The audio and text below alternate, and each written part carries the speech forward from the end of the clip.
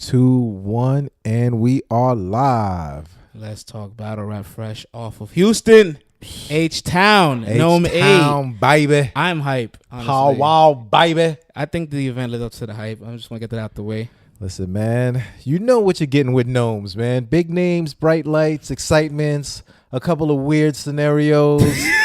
Something to laugh about always. Something memorable. Something to write about. So on the show, we got France, my man Program V. Yes, sir. Friend of the show, battle rap advocate, in the building, supporter of the show. Shout outs to King Snowflake, my man. Welcome to the show, player. Shout out to y'all. Appreciate y'all for having me. Oh, man. Thank you for coming on the show, my dude. And we like to let the fans know that you were actually in the building. So we got the stream. So we're going to get a stream versus in the building kind of feel sir. right now. So pay-per-view versus in the building. First of all, man, tell us about the setting. Tell us about, the venue, the people, the pageantry. Your first time going to a URL event, correct? How did you feel going up in there, man? Pause. I mean, first things first, the event I ended up getting there at 9 o'clock. The doors opened at 2. Oh, you did one of those. I remember my first event. What a rookie mistake, and man. I'm not supposed to. Were you guys tailgating? I wanted to be in the front. I wanted to get that whole experience. There was a lot of ups and downs that came with that. There was people already when I got there. There's somebody in the front of the line with a grill and some chairs. No way. That's hilarious. Tailgating, man. They're we never know when URL's coming back. The Houston feel was there from the jump. Wow, that's crazy. That's some fan support, man. A lot of the URL staff came early to the event. We saw, Beasley was out there early. Came through, shook hands. Smack came through, shook hands. Battle rappers walking down the whole crowd, talking to people, taking pictures. It was crazy from the beginning. Everybody was feeling Houston. Everybody was feeling the event. It was exciting. Everybody looked ready. Everybody looked confident. The event, that was just from the outside. It's before we even got into the event. So everybody seemed hyped up, man. From all the promo runs and all the talk, the energy looked good in there. Everyone looked excited to go down to Houston, man. So I'm glad you felt that way, being on the line waiting just to get in. Before we even get to talking about battles, since it's your first time watching the battle there, I don't know if you got a chance to rewatch it like now at home. What's the difference for you watching it in the building, in person, live, and then like, oh snap, let me watch it on camera? The energy has more of an impact on you than you think it does. In real life, right? Exactly. Yeah, being in the building. So watching the pay-per-view, when Twerk does that bounce, I don't really feel nothing. I get a little excited. I'm like, yeah, he's about to snap. You know what I mean? In the building, I was jumping with him. You know what I'm saying? He's like, why am I jumping right now? Why am I jumping right now? Wait, hold on. I have a question. Right. Was there a section of where you were standing that's all doing the twerk bounce, like the jumping? I think everybody was, man. Oh, yeah. Everybody. I was probably 3 rows back from the front. I was nice. Right there. I got the pictures on my Twitter. Anybody want to go look? I posted pictures of most of the matchup. Got everybody in there that I could. And when Twerk did that first bounce, I could have sworn the venue was jumping. I promise. The floors were shaking. It feels amazing, man. It feels amazing. But only a handful of people can do that. Yeah, exactly. The fact that, and we'll get into that in his round. We'll say that for later. But for the walking in the venue, they had the champion set up going on. Champion in the back. Shout out to the champion. Shout out J Black, Tech 9. J Black and Tech were shaking hands with the fans. Everybody was really cool, and that's one thing I wasn't expecting. I was expecting some people to be a little Hollywood, Clip, Hitman, them kind of dudes. Hitman was up there talking to the fans when he was on the stage in between battles and stuff. Afterwards, everybody's outside the venue, so that was cool. The lighting was very nice. Yeah, dramatic. The stage was beautiful. Was big. Yeah. So big. Yeah, there wasn't a lot of. It wasn't really crowded. They had lines set up where the people that weren't battling had to stay behind a certain line, so they always had a decent amount of space. That's crazy. I saw that. Had a lot of familiar faces up there. Were you Yeah, excited to see the familiar faces? Will Millions holding the clock, Nunu's up there. Like, does it feel like, oh shit, this is like the living room, but like in real life? You know what I'm saying? Like, yeah, exactly. Especially like when when I saw Nunu first thing, I didn't think Nunu was so tall. I knew she was tall. I didn't think she was that tall. He looked up like, whoa, my man, like you a big fine I'm woman. like, yo, Nunu's up there with Suge. Oh, she's tall as Suge. You said. Shout out to Nunu. Shout out to her. Shout out to her. But no, yeah, seeing everybody, seeing Jay Black, Tech, Yeah. battle rappers walking through the crowd. I mean, Hitman was in the crowd at one point. You know what I mean? During in between battles. Dope. Just seeing those dudes, in person and everything, and seeing how cool they are. It puts things into perspective. But it's definitely a little. You try not to get starstruck, but some people you're like, that's cool. I didn't think I was gonna get to shake his hand. You know what I mean? I thought it was gonna be a little whatever. It's dope when people are humbling and are humble and you may not even expect it. You know what I'm saying? Like, definitely makes for a nicer environment too. You know what I mean? Yeah, and it makes you feel comfortable as a fan when you see him, talking to somebody else and chopping it up with them, and getting in, some debates with fans, and some fans saying you won, some saying you lost. He's, welcoming it all. I mean, it's cool. I mean, right. There's a lot of battlers like that. For sure. All right, man. So I think it's time we get into a nice little round of pluses and minuses. Let's go. We could talk about the positives and negatives of the event, the impacts of everything. We can randomize it. We can do this. You want to hit the randomizer? We can go wherever you want. You know which one we're saving for last, but you know what? Let's start with that first. Oh, let's get out. No, let's just get out the way. Straight to the meat and potatoes. Let's get it out the way because this is the clickbait part. This is what everybody wants to hear, right? Let's just get it out the way, and then we'll. All right, man. And I think my man on the line knows what we're talking about. I think he chuckled. I heard him chuckle. First, so obviously we're talking about Tsunami Surf. Let's get into it. Obviously we're talking about Tsunami Surf versus Rum Nitty. First of all, your take on the battle? Fire. For 2 rounds. For both guys? I mean, the third. But let's break it down though. So they're both up there. The crowd is beyond excited to see Surf and Nitty up there. Mm-hmm. His homeboys return. They flip the coin. Nitty has to go first. Nitty goes first. At this point in the battle, what's going through your mind as Nitty's going? Are you just like, man, hurry up to get the Surf's part, or are you sitting there paying close attention? And how were the bars impacting you? Personally, to start off, Nitty's energy is something else because he's a small dude, but when he starts rapping, you forget all about that. His performance, his cadence, the way that he projects, you forget all about his size and everything. And they're both short. They're both right. They're both the same size. He's considered. No, he's not. They're not the same height. What? They're both pretty short though. Oh yeah, no, they're both pretty. Nitty was considerably shorter than him. And that's crazy. And noticeably, at least not considerably, but it was noticeable. Okay. So, and knowing that they both gonna come with the gum bars and the street shit, the real shit, it's that we all know that what Twerk did to JC. When you have a little bit of size, it can do something. Even though Surf's not the type to body somebody, it's just I look at things like that. I'm looking at what all somebody can do up there and seeing how big somebody actually is can impact their performance. But as far as the bars, when Nitty starts rapping, a lot of people were kind of just, I guess, against him from the jump, but he turned that around real quick. I mean, he had within his first 4 bars, he turned the crowd back on his side just like that, and they forgot that they were waiting for Surf's return for a minute. Nice. Personally, I thought it was cool. The first round was cool, but knowing that it was Surf, I always felt like it wasn't going to be enough. There wasn't too much in that first round that really wowed me to the point where I thought Surf's going to have trouble with this, or this is going to be really crazy. And I haven't had a chance to watch it back on cam. And I feel like I definitely need to because there was a lot of gas. Oh yeah. There was a lot of gas. My minus for that battle instantly is Rum Nitty's slip up in the first. I thought his first round was great. his first round, he was landing a bunch of lines. Once he hit that souvenir line, I won't give it all away, but like, yeah, the souvenir line was crazy. that was amazing, and like, crazy. the crowd loved it. And right after that is when he slipped, and then that threw off the entire momentum he had. Like, he could have ended that round flawlessly, and almost, in my opinion, honestly, if you take away the slip and if he had ended strong, could have been debated.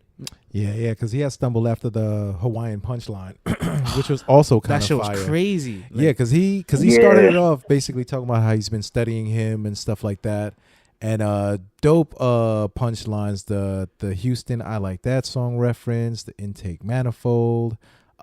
So many lines, and then after the stumble, it was just like, man, you could just see him, like, he lost a little bit of that steam, and it's like he knows Surf is gonna come out the gate just firing. So it's like, damn, I couldn't afford to slip up at all. You know what I mean? And then one thing with Nitty in the building too that's different from Cam is that that punch back to back style is hard for a lot of not really in-depth battle fans to catch.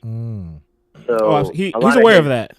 He is definitely aware of that. Yeah, so a lot of his, like, you know, the setups are punches, right? So a lot of people aren't really reacting to those when those are really crazy, but reacting to some of Surf's punches that are just as good as some of his, you know, setup bars. So it's the way that it was put together for some people made it less reaction-y for Nitty. But yeah, that stumble hurt him a little bit. Surf came out in the first spazzing. Sure. That energy, like, he started off with the you know, the slogan.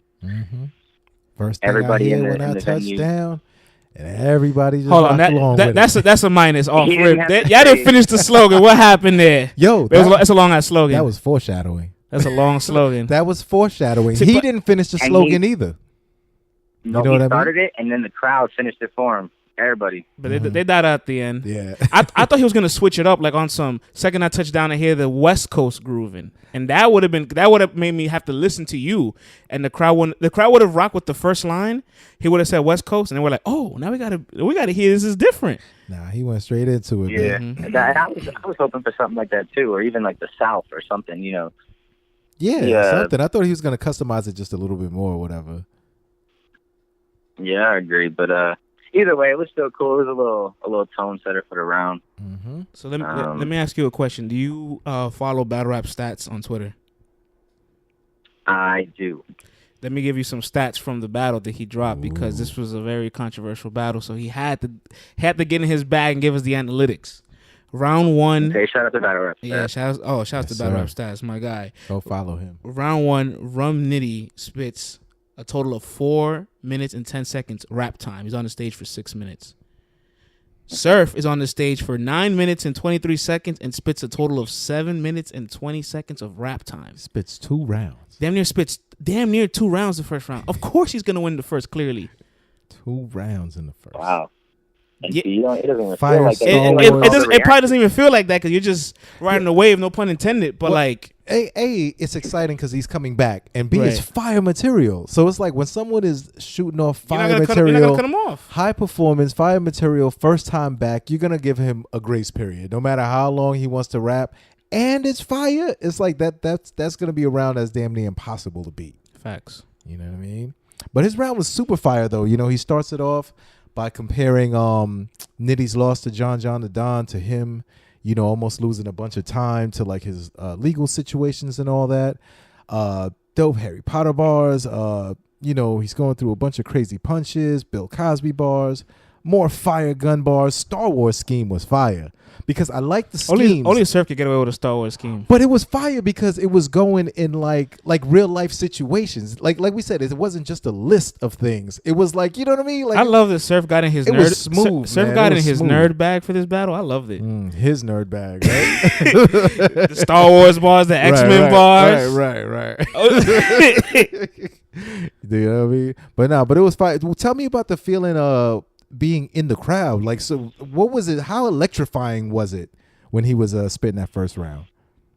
I mean, It was insane. I mean, after almost every other bar, I mean, I'm like, oh my gosh. Even, like, I'm turning around, I'm looking at people, and I'm slapping people I don't know. We're pushing each other. I mean, yeah. He's giving everyone the twerk push. You know, the energy was there from the jump. Yeah. The way he just came out with his aggression, everything. And then, like you said, like with that Star Wars reference, it's not just that it was a reference to the characters, but it went in with that situation and that scheme was so crazy. It was like he was just talking about regular people, but they just happened to be in Star Wars. You know what I'm saying? Hold on, I gotta play. Turn your whole family to Skywalkers. That's fire. I gotta play everybody on the hot seat. Oh my! I gotta play everybody in the hot seat. Can we get to who won this battle real quick? Can I just hear everybody's winners? All right. I got a long. Just tell me a long spiel. Yeah, on that I know. One. We all do. So we gotta go with the guest first. The guest first. Who you had winning? In the building, I had Surf 2-1. I'm glad he highlighted that. Right. Was that the consensus? Like everybody served 2-1, 2-1. I think going into the third, a lot of people had it 2-0, and then after the choke, a lot of people changed their minds because the choke was so bad, and people were so hurt by the choke. They were so built up for the third, and Nitty actually had a pretty decent third. That was his best round. I don't remember it all. I don't remember all the bars clearly because just the energy from Surf kind of just made me want to wipe the third out of my memory. Can I say something? Let me tell you one stat before you get that out. Go for it. Interestingly enough, even though Surf gave away that third round, he actually rapped longer than Rum Nitty. What do you mean? In between round 1, round 2, and the 50 seconds, he had more rap time than Rum Nitty. Hey, should have broke them damn rounds up. Probably should have broke them rounds up. Nah, but like my man Dylan just said, how the energy was just sucked out of the room, and just like it reminds me of when you're watching, you're getting the recaps of SM3, and then you hear your last battle will be a long nose. Oh, and the night is over. It's like what? Or when you're watching the Goods and Gems joint. It's like you watching it. Then it's like, oh, it's like, yo, I felt like Surf punched me in the stomach so hard by just like giving up that he literally quit on all of his fans and himself. Like he just quit. I got more stats. You know what I mean? Like he quit. That was crazy. Dylan, I'm sure you're aware of this. You probably checked out my tweet.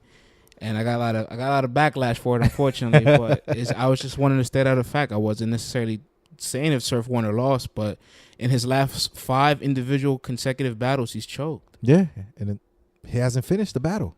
That's 5 individual battles in a row that he's choked in. That this is starting to tarnish his legacy a little bit. This is becoming his MO now. Because before he would say, oh, I was going to jail, so I had a bad performance. Or I had a lot of legal issues, I had a bad performance. Right. You've been out for a little bit. You got paid handsomely. You've been talking big stuff. And you didn't deliver. You know what I mean? Like, you did not deliver at all in that third round. And it's like, what's the excuse now?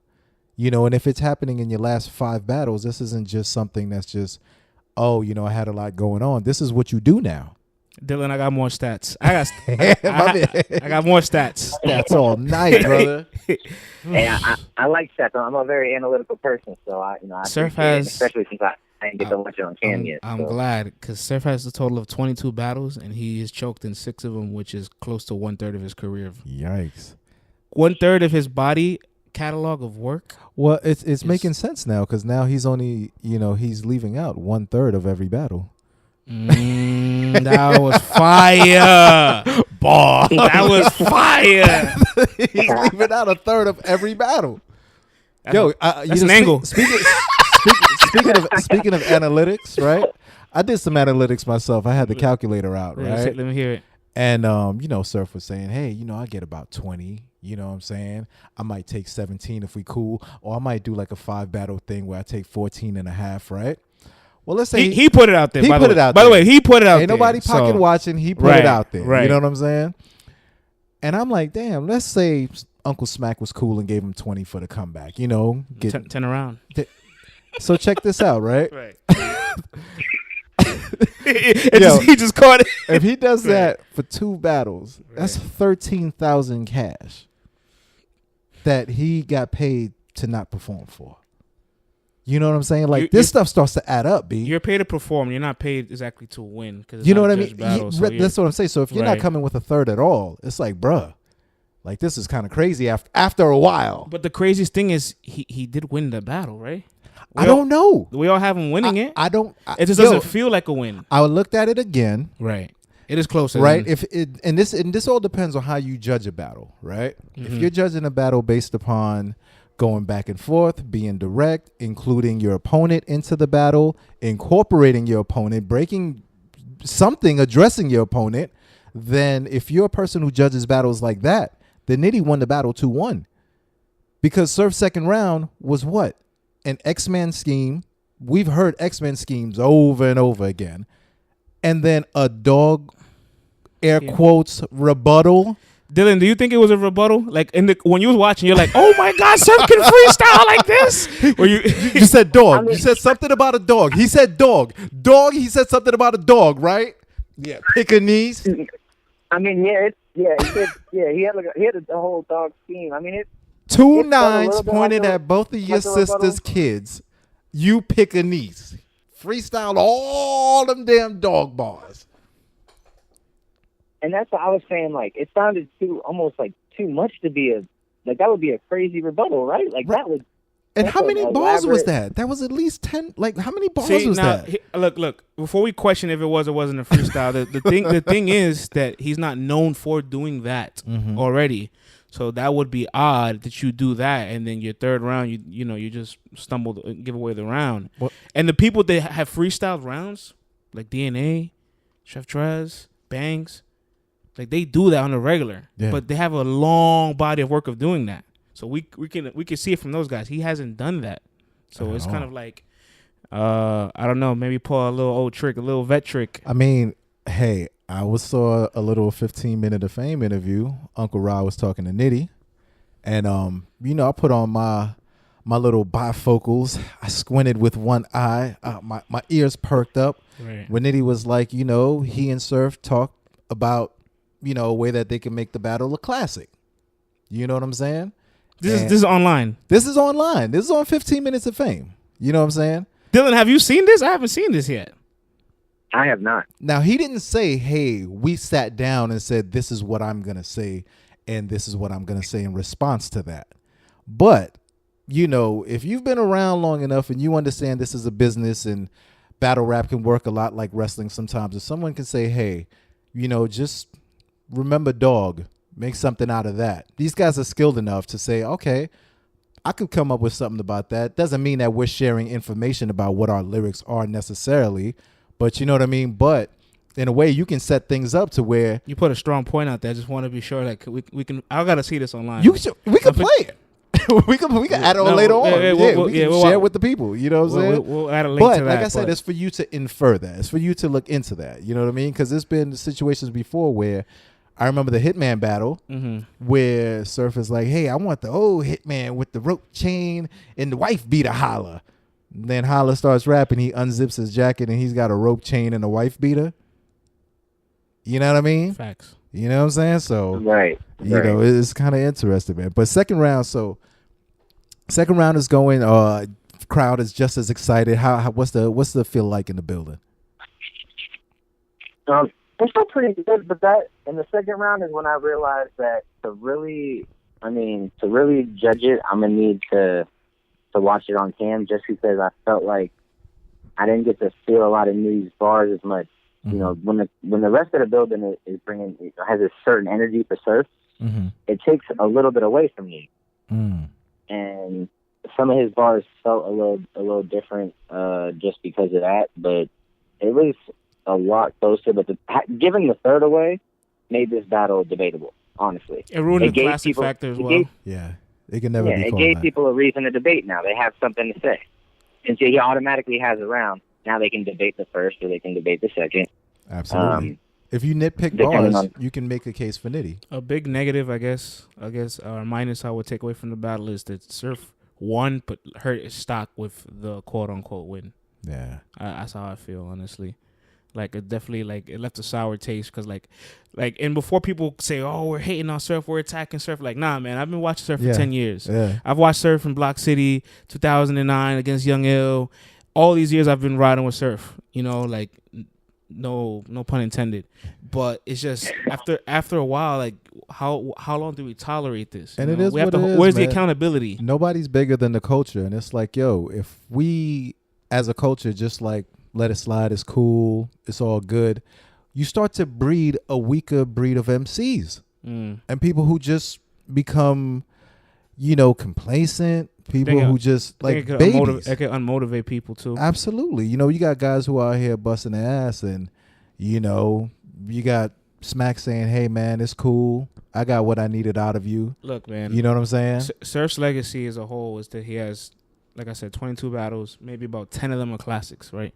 Mm-hmm. That's amazing to have almost half your catalog of work to be classic battles. But guess what? In the midst of that, a classic battle means it's not a clear win.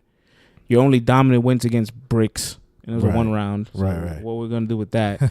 You have a lot of clear losses, and you've choked about 1/3 of your career. Yeah. And even though you have 10 classics, you have the highest you battle on URL, but in total you have 11 battles that are plus 1 million views.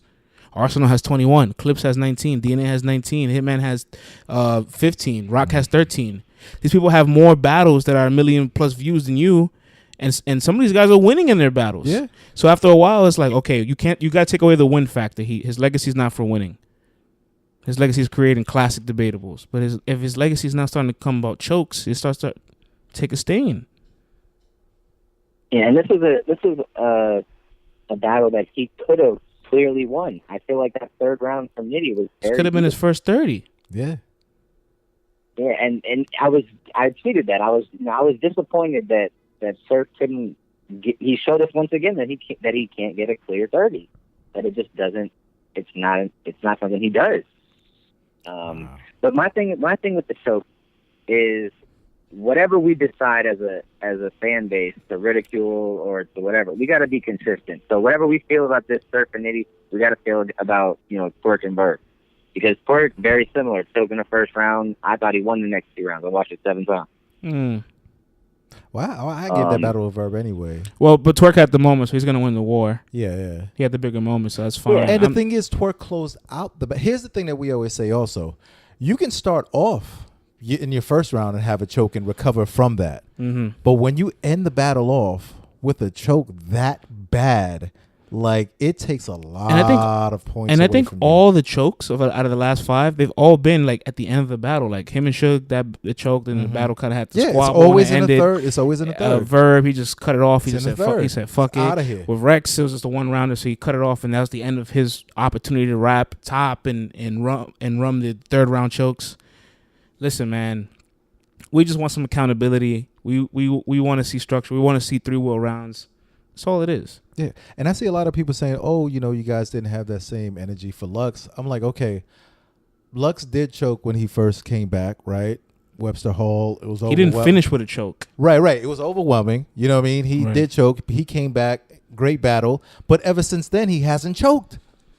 But this guy is the face of the league, and he's choking. And not just in the Euro leagues, he's choking on the main league. And I'll tell you one thing: if you choke, but you have a moment, you can kind of almost erase the choke. So does the 1st round erase the choke? No.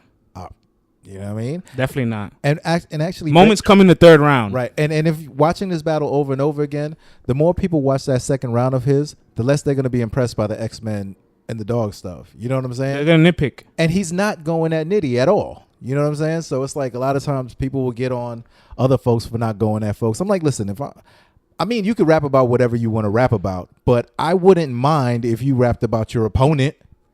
You know what I'm saying? Like, come on now. Come on. You're the best guy. Like, that's not going to stand up against Murder Mook. I'll tell you that right now. You know what I'm saying? You choke against Murder Mook. Even if you go last, best believe Mook is going to have a round in the cut for you just for you choking. Facts. And he's going to start rapping again and bury you. You know what I'm saying? So I'm just saying, man, one of the top dogs out there, he has to be held accountable for this, man. This is unacceptable. I got a plus. I got a big plus. Go for it, my brother. Check this out. And I got a plus about Surf's choke. Okay. This is interesting, right? Okay, I'm listening. You know who benefited the most off of Surf's choke? Who? T-Top, because we're not talking about the fact he got 30. Right? I won't argue with that. That's But, a plus for T-Top, man. I think that's a good segue now. All right, so was the first round, speaking of that battle, was the first round closer on cam than in the building? Because people in the building, I felt like... Nah, the first I round don't was know. a little close, but I had Will edging it. Yeah, we'll pretty much like kind of Coasted, honestly. Yeah. He coasted. T-Top didn't look that interested in this battle. I think T-Top's already battled too much. He has battle He's fatigue. tired. He has battle fatigue. Look, listen, fickle fans, because we love to hate the battle Fans rappers. finical. We love to hate the battle rappers after they lose. But let me remind everybody again: T-Top went on a 3-win streak against Av, Big K, and JC. Damn, you know Valid names. You know what that just reminded me of when you said 3-win streak? What's up? Math battled With a couple 3 50s. weekends in a row and didn't choke. You know what I mean? Facts. We're talking about world He class. didn't choke here either. He lost. You know what I mean? It's like, yo, people can do this. I'm sorry, I didn't mean to jump back onto the surf bag, yeah. but that just reminded me. Facts. You know what I'm saying? It's just, it really took the air out of my night, bruh. Like when it ended like that, I was like a little like, it just ended flat. I was like, bruh. But again, Yeah, that everybody was overshadowed T-Top's 30. Man, that's How did crazy. the battlefield of you in the overshadows building? Performance too. What'd you say? I mean, it overshadows the performance too, because instead of us talking about how crazy his first 2 rounds were and how crazy this battle could have been, we're talking about the choke. So when he actually when he choked and he quit, and y'all started like, what was the feeling like inside the venue? Everybody was kind of just like, "No, you're not doing this to us. Like, we've seen this before, but you're not about to do this to us. You're not about to come back and do this to us." And then what made it even worse? I don't know if y'all saw, but Nitty even went up to him and was like, "Nah, man, rap." Like, yeah, he said, "Rap, you owe me that. You owe me that." Yeah, and that hurt. That hit me. Like, you owe us that too. You know what I'm saying? Son, Like, it's not yeah. just Nitty. That's what hit And hard to me, man. I wrote that on Twitter because when Nitty was like, that's why I'll forever fuck with Nitty, because he said, "No, rap, dog, rap through it. You owe me that." Like, it's Right. not just That- you yeah. up there. You're doing a collaboration with the guy up there. Right. That guy's working just as hard as you. So for you to say, "Yo, I'm not even going to try to rap with you," it's like, yo, you just totally disrespected the man. It's a Right. spit in the face. Right. You know what I mean? It's a spit in the face, man. It's ugly. I'm sorry, brother. I want to get off that. I just want to get. There's 6 other battles on this car. I want to get off that already, man. All right, man. All right. I'll make a promise. We ain't going to jump back. T-Top and Ill Will. Yeah, let's get back to T-Top and Ill Will. Give me man. some pluses and minuses on this battle. Pluses. Ill Will had a really good performance. Ill Will came out there, lots of energy. He had some really great lines. He didn't do too much of the pandering to Texas, but the pandering that he did do was some ill pandering, because he mentioned some little towns that only specific guys with specific needs to be in those towns will be in. You know what I'm Right. saying? And like, he had little gems like that a lot of other people didn't have. It wasn't just straight to, well, who's on the Houston Rockets? You know, who's on the Astros? Like, He did his typical freestyle with celebrities in the building. yeah. Oh, hey, he caught Adrian Broner. You know what I'm saying? Good catch. Good That was a- choice. That was crazy. That was crazy, man. What was your feeling about the battle in the building? Because to us, it was a 3-0. I mean, not that Top was trash. It was just like, Just it was just a plain Top. It was just plain Top. You know what I Right. mean? But what was your Yeah, I feeling mean, in the building? I mean, it was kind of a similar feeling. T-Top's kind of a personal favorite, so I tried not to be biased. Mm-hmm. But that first one, I thought he had some shit that was actually It wasn't bad. No, it wasn't bad. He had some good material in that first round. Mm-hmm. But it felt like every round kind of, that's the only one. The second and the third, it just felt, Ill Will had more. It was crazy Yeah. that Ill Will, because Ill Will doesn't really have a lot of super clear wins. If anything, I feel like he has a little more losses that I've seen recently. Mm-hmm. So going against T-Top, he has a couple of, speaking of those battles you were talking about earlier, JC was a 30, Big K was a 30. Mm. So it's not like he hasn't done this before, and then going out there and having the opposite kind of happen to him was a little overwhelming. Yeah, man. T-Top definitely But- took a little hit Okay, this weekend. Oh, go ahead. No, go ahead, my brother.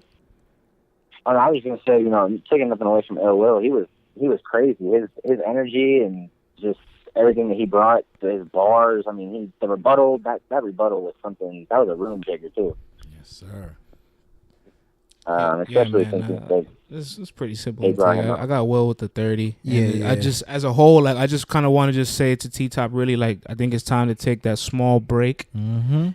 But, like, it's not like you're going out in bad limbs to me, because it's kind of like, I really much appreciate what he's done prior to this, and even the goods battle. Some people debate. I have him losing it clearly, but some people debate it. So in your last 5 with juggernauts, you're damn near 4-1, 3-2. Can't be that mad at it. You got to take it and just say, all right, you know what? Let's take a break and let's keep rolling. Take a little break, regroup, come back to it, man. Yo, you want to go to this the battle of the New Jersey Titans? I was actually gonna segue like this, because I realized here's a positive about Ill Will beating T-Top. What's that? Here's a plus. Pontiac got his revenge on NWX.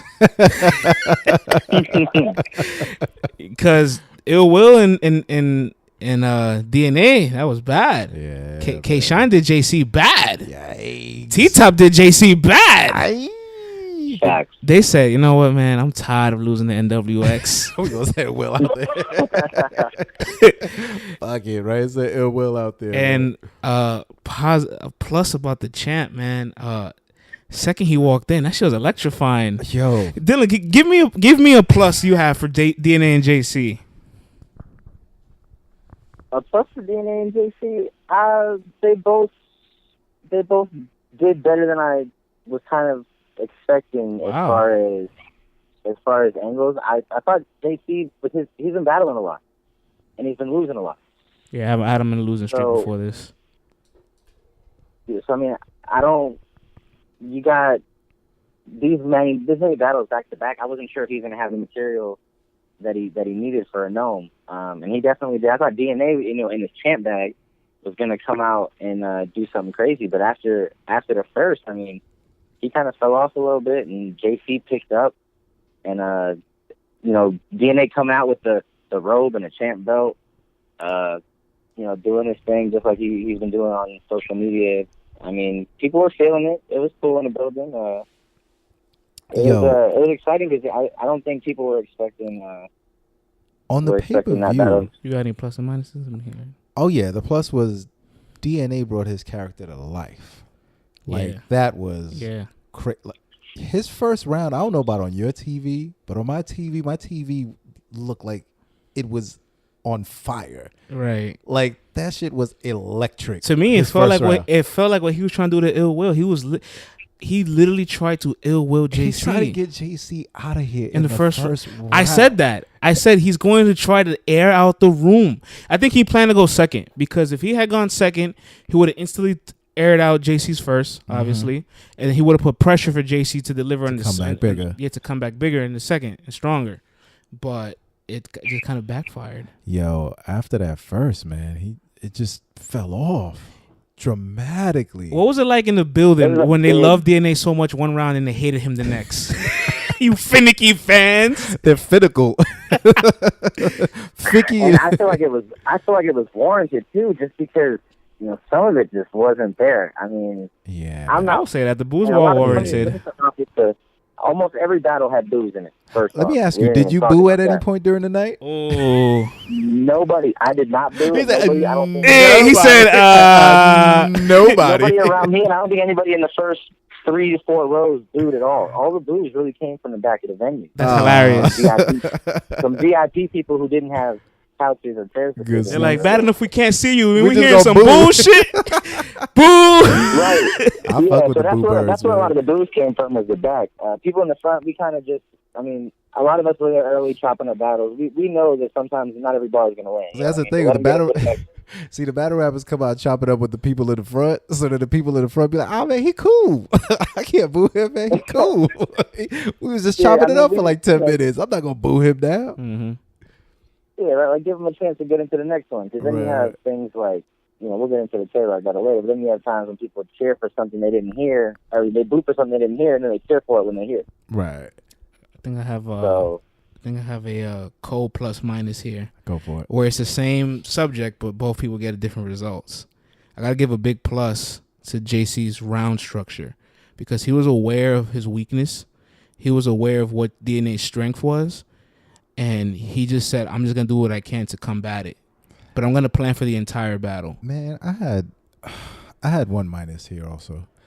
I had too many damn teeth jokes from JC, man. Too much stopping in the first as well. Oh my gosh. Like, what was that like in the building? All this stuff. I know every bar. What was that like? I was hoping he didn't do that again, man. Because you can't be coming up here telling me that you're the best in the world and you're losing the battle. Mm-hmm.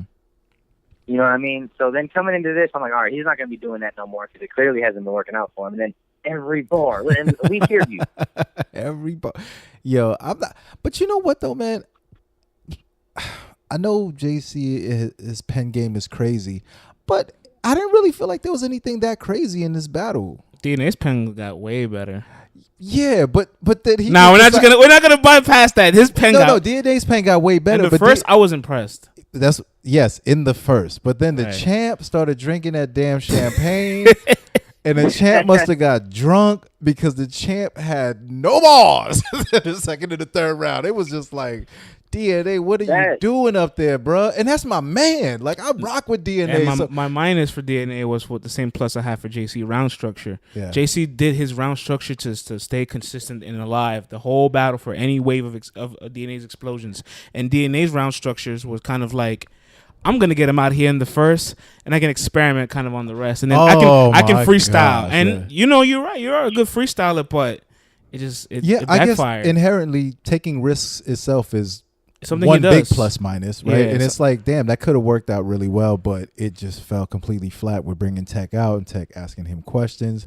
Like, that fell flat, and then that just kind of... It was creative, but it fell flat. Yeah. The first one was all right. The first one was all right, and then I was like, all right, champ. You get an A for effort. You know what I mean? Because I like to see new wrinkles thrown in the game. So, like, if this whole champ persona thing could have really came out and did really well, it's like, cool. Now we got something new to play with, and you know what I'm saying? Something new that guys could do. But...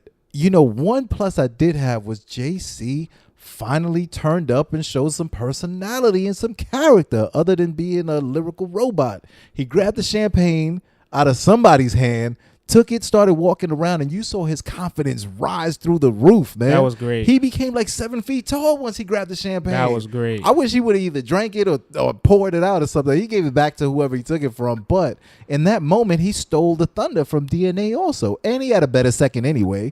You know what I'm saying? So it's like that just helped him going into the third. Crazy. Dylan, what was the consensus in the building? Did everybody feel like it was an upset, like from the shift of DNA's explosion in round one to him getting booed the next two rounds? Yeah, I mean, and then JC's second round was crazy too. So I mean, it was a clear first round for DNA, clear second round for JC in the building. So everybody was kind of looking forward to the third. Like, all right, if y'all both bring it now, this could be a really good battle. So I think it was pretty crazy because even though you had boos coming in, it was like, all right, so you're cheering, you're going nuts for DNA, and then you're booing him. There wasn't a lot coming from JC in the first, but then in the second, you're all on his side and you're cheering. So even though DNA deflated, since JC inflated, there was still that energy there. It didn't deflate from the building. It just deflated from the battle. Gotcha. A big minus for DNA. Unfortunately, his biggest chance for this battle was to win it in the building convincingly, so that when people go back to watch it, they'll be like, I don't feel this energy. Since you lost it in the building, you're definitely not going to win it on cam. And even when I give him props, his pen got way better. And even when he was finishing up, his whole get him out of here thing, like at the that was genius. That get the Warriors out of here. That was genius. That was dope. But like at the end of the battle, you could tell like D was just like, it's like when he was out in Cali. Right. Remember when he was out in Cali and he was battling and he was just like, yo, I just need to get through this battle. He had to fight for it. You know what I'm saying? Like his first round was just so crazy in this one that it was just like he just got through the rest of it, man. But in true champ fashion, he came back with damn near the funniest blog, man. Did you see it? That blog is hilarious. That blog is. Did you see it, Dylan? You see this blog? Yo, that dude. He's like, yeah. That dude is a fool, man. So, shout out to him for at least being able to admit, like, hey, man, homeboy got the best of me that night. He turned the negative into a positive. He played it well too. He played well, so this champion persona can still kind of live on. Yeah, he's never gonna stay quiet. So that's one thing where he's not gonna just die. And I wish JC would do a little bit. JC, more this is time for him to. This is time for him to start talking. He could break out. He could break out his own little bell, get a little wave going, do a little something, man. Because we know your pen is crazy, but you gotta step it up, brother, with some visuals or something. Like, you don't gotta go crazy, but just something, bro. Between the battles. I am really impressed that DNA's writing got much better. Yeah, he's around the best guys, and it's like, and he's a student in the game. After 110 battles, how do you still find ways to get better? Because he's a student of the game, man. He goes back into the game. Like that first, like for me, that first round, he probably planned it out like it's gonna come out this way, and it's exactly how it came out. Yeah. Like, I know battlers always craft their rounds hoping this lands, hoping it turns out this way, but they can never fully predict the future. You just go there and figure out what happens, and you adapt as you go along. Mm-hmm. It looked like DNA was in control of that round. It's like he planned the round to look exactly the way it came out. Absolutely. Next battle, my brother. Where we're going now? Now you want to go to the Clash of the Titans in Jersey? Let's go to the Jersey Titans, man. Dylan, give me a plus and minus on this one, because the energy must have been crazy. It was one of the early battles. You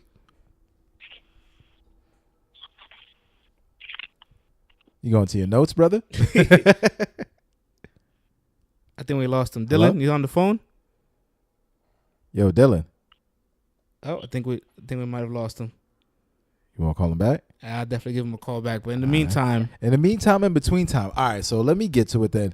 So, boom, we got a New Jersey Twerk versus Shotgun Suge. First of all, talking about good writing, Suge actually planned his rounds out, my brother. Oh, I think we got Dylan back. Oh, he's back? Yep, we're here. Okay, cool.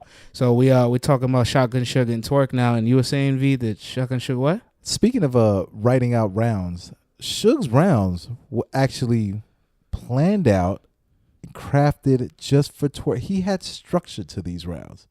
Now, the first round, he started off by talking about the Twerk doing not chain snatching, old lady purse snatching, right? Right.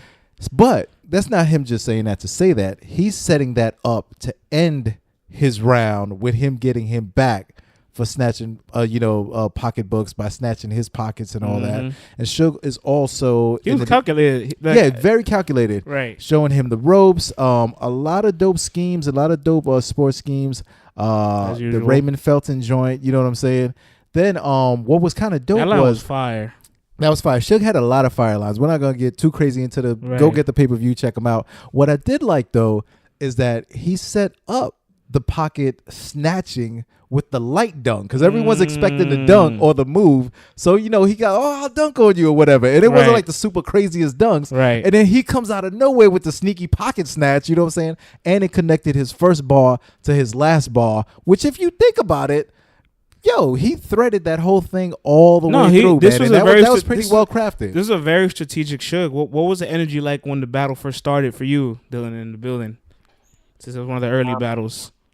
Yeah, I don't think anybody was expecting it to be so early, so the energy was crazy in the building. I was like, no, there's no way. They got to bring out Ill Will T-Top first. Like, this isn't going to happen before that, right? Like, and it was something crazy to see them come out there, and the things that energy when they both got on the stage, you could feel it. It was radiating off the whole stage. Everybody, you could see how excited the other battle rappers on the stage were. The people, Snack, the people hosting the event, they were excited. Everybody got on stage at that point. I mean, everybody was focused on the stage when they announced this start, and you could just tell it was going to be something crazy as soon as they walked out there. Did you? I agree with y'all, man. Suge was really strategic, and he was clever, man. He really, planned around Twerk, and he was really direct. And like y'all were talking about earlier, if you analyze battles that way, that really gave Suge a lot of points for you. Hello. He was very direct. Yeah, absolutely. Yeah. Did it feel like you were at a Rockets game when Twerk came back with the rebuttal dunk to start off the round? What was it like in the crowd when your first big? Hold on. Before you even answer that, big plus because he added rebuttal to his game. Big plus. That's a new wrinkle in his arsenal right there. And it was the most aggressive rebuttal I've ever seen. Oh my God! I forgot to tear down the rim. Dylan, what was the energy like? Huh? It was, especially because it was a rebuttal, and that is when, like the surf. Did you think it was? No, you knew this was a rebuttal. Right. Clearly. Right. And the fact that he delivered it so hard and he moved Suge. Yep. He sure did. Him. This is when the battle got physical. This is the physicality though. I'm sorry. Go ahead, brother. Yeah. No, it was not a lot of people are going to be moving Suge like that, and I think that alone, the performance along with the bar, I mean that. What was your reaction to the heart check, the soul check? I was just about to ask that. Did at any moment you guys watch it and like gasp, like, what if it gets real? Because I think Suge paused for a second. He woke Suge up with that one. Yeah. Yeah, I mean, because Suge doesn't, Suge ain't gonna let that happen to him and just, sit by and watch. Mm-hmm. So I feel like he kind of caught him off guard there. And I think he even said, like on Twitter, he was lagging a little bit and like didn't have his balance or something. He, sort of hit him and that's why he moved or whatever. Moved him off his go check out Suge's Twitter to find out what he actually said. But no, it was you thought he was gonna retaliate and which something I said. And then the heart check, I mean, got a little intense. The battle was crazy from the jump. So everybody, but you knew that they had a respect for each other and that this was rap, and it was going to be who was a better rapper and who was going to be coming out here and putting on a better performance and have better bars. That's what made it such a great fun battle to me. Because, it was a fun battle because you knew both guys were going to allow each other to get physical and it wasn't going to go anywhere crazy, but you could still tell the intensity was there because when he soul checked him, Suge was like, whoa, wait a minute. I'm Shotgun Suge. Wait a minute. You can't do this to me right now. Like, hold up. And everyone was like, yeah. And then, Suge knew he had to get back in his bag. Like, he knew he had to go. Because Suge went hard the first round. He went because he didn't know what the young kid was going to come with. You know what I mean?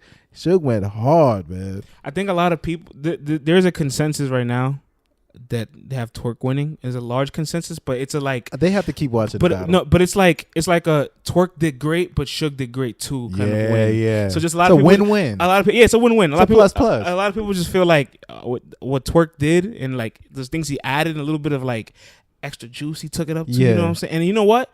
This was probably one of the most polished Twerks we've ever seen. Probably. Yeah, I don't really have that many. I don't have minuses too much for this battle, really. Me neither, honestly. You know what I mean? And then I have none. You have some?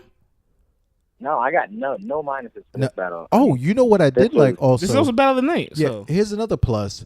Suge's third round was really calculated also. Absolutely. He starts off. I was going to bring that up. Go for it, my brother. Share your thoughts on that. Talk about it. Yeah, that was one of my favorite rounds of the night because, I said this in the building. Not only was it a schooling type of moment, it was kind of a pass the torch type moment. And the way that he put that all together, I mean, it wasn't just you not the king of Jersey. It was if you're gonna be the king of Jersey, you better do it right. Yeah, good pickup. And that was something I wasn't expecting from Suge because he kind of put the I'm about to bully you and take your spot into, look, if I see you got potential. I see what you could do. If you're going to do this, you're going to do it right. You're not going to come up here choking and losing and making Jersey look bad. And you're not going to be doing all this, this crazy shit on, other leagues and doing all that. And I think the way that he formulated that round and this angle in general was really strong. And I was not expecting that from Suge, which is why I did not want to call this battle. I was leaning towards Twerk a little bit. So if I had to pick a winner, I would say Twerk. Yeah, it's one of those. It's one of those. And the thing that was cool too is Suge even threw a couple of shots at a couple of other Jersey head honchos out there in that round too. If you go back, you can decipher them and figure out who he's talking about. You know what I mean? But I thought it was just so dope how Suge really crafted it, and just like Dylan was saying, it was like hey, look, I'm one of the big men here. I've been here damn near 10 years. You a big man, yo. We need to we need to go at it, get bloody, and then we need to come together and like really handle this Jersey thing. Yeah. You know what I'm saying? Yeah, man. I agree, because as a whole, like, you kind of like starting to see it in Jersey. There's a little disconnect. Like, they're not always unified. They're not always together. And this is the second person battling Twerk with the angle of, let me teach you how to be great. Yeah. Because I think everybody really does see that there's potential greatness in them. Like, Verb had a whole round on it. And not only that, it's like when these guys are battling, Twerk is taking a piece of Suge's legacy, and Suge is also, you know, it's also taking a piece of Twerk's legacy. So they realize, like, hey, listen, we're part of each other's legacy, and we're both from Jersey. This has to look good. You know what I mean? Like, we have to. And Twerk's third round, to me, I thought it was a good round. You know, punches, gun bars, punches.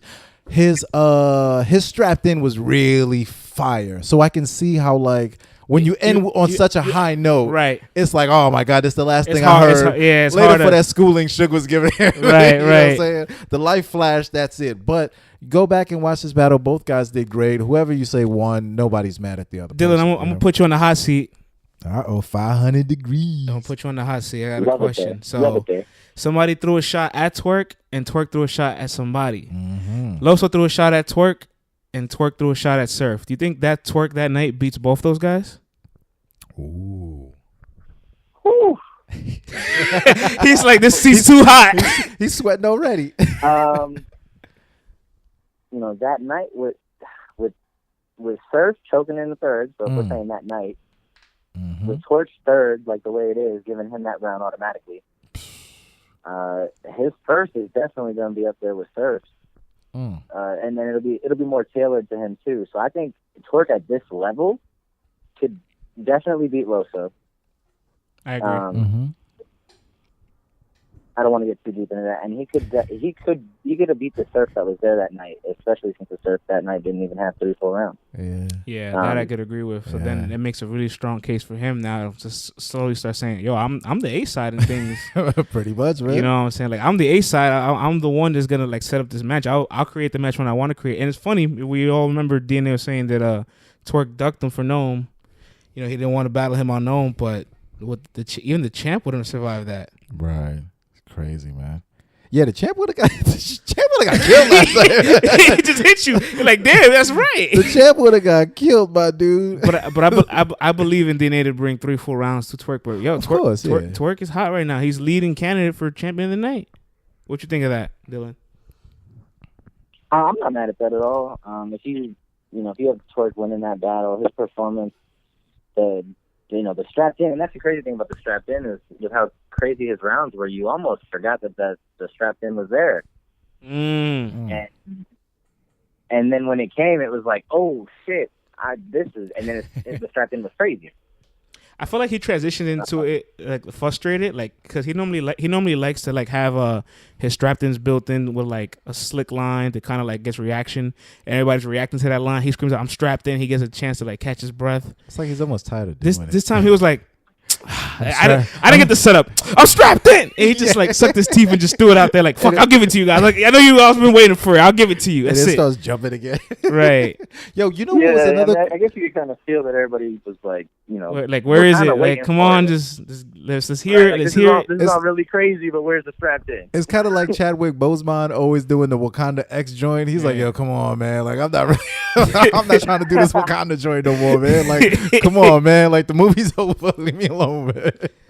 You know what I'm saying? Another one last cool thing, another positive I will say, I like the fact that both guys respected each other enough to use a lot of their little one-liners and a lot of their zingers and a lot of their moves with one another. That's been happening. Really like that's that. been happening in all of Twerk's battles. Wavy impersonated him. Yeah. Verb took his strapped in. But Twerk did a lot of that towards Suge also. And Verb. Let's get one thing straight. Yeah, you know, Verb that's too. The 9, straight to the point or whatever. That's showing respect. That's the respect factor. And that's why this kid's gonna go really far, man. And he didn't Jersey out of this one. You know what I mean? Facts. So Danny Myers is definitely excited from it. Yo, the bar. Speaking of that, I saw somebody on Twitter try to say he Jerseyed the second. He didn't Jersey this battle, and if he did, nobody in the building noticed. How did we not notice he Jersey? So if you think that, you're wrong. You know what? I'll give the second round a whole other look, but I don't really remember that. But I'll give it a third look. You know what I'm saying? Yeah, I didn't remember it either, and I feel like we would have felt it or something. Like it wasn't even really a stumble or anything that I remember very clearly. Yeah, I thought it was a pretty clean battle. We're a little. Yeah, I thought they both came ready. Yep. We're a little past the halfway mark so far for the card. There was big announcements at the event as well. I think I want to talk about it because those events were pretty monumental, to be honest. Talk about it. I have a question for you, Dylan. It looks like the room wasn't receptive to Reed versus Rex. Yeah. Were you? How did you feel about it? First of all, did the room know who Reed Dollaz was? Reed Dollaz versus Trigger's the first battle I ever. No, not you personally. No, I'm saying the like, room in general. Do you think the room had a lot of people that were like more casual battle rap fans, or? I feel like more so than if you were in New York, for sure. Or people. I mean, I met a couple people there that if they weren't brand new fans, they'd only been watching for a couple years, maybe 4 at the most. Yeah, that's cool. Yeah, we need everybody. But there was also your people who've been watching it since the DVDs and everything like that too. So you were excited, but when everybody around you was like, I'm groaning, you were probably like, what's wrong with you guys? This is a historic battle. I mean, yeah, and I understand why some of us feel like that, because Rex's last performances have not been good on any platform. If you want to look at UW or I mean whatever he's been doing lately. And then Reed, everybody thinks of Reed and John, which I don't know why when he just had that crazy battle with Chess. Right. And then he battled in Philly, he battled with Rosenberg Raw, he battled some other people too. So Reed's doing this thing. I was excited for this battle. I've been waiting for this battle, for a couple years now. I wanted it back then. Yeah, I mean, people who watch battle rap really want to see this. I wanted it in a small room. That's the problem. That was my problem with big it. Stage scares me. Yeah, I think it's perceived better in a small room. It'd be respected more. This needs to be a volume battle. This isn't a Summer Madness battle. If they could switch it, please.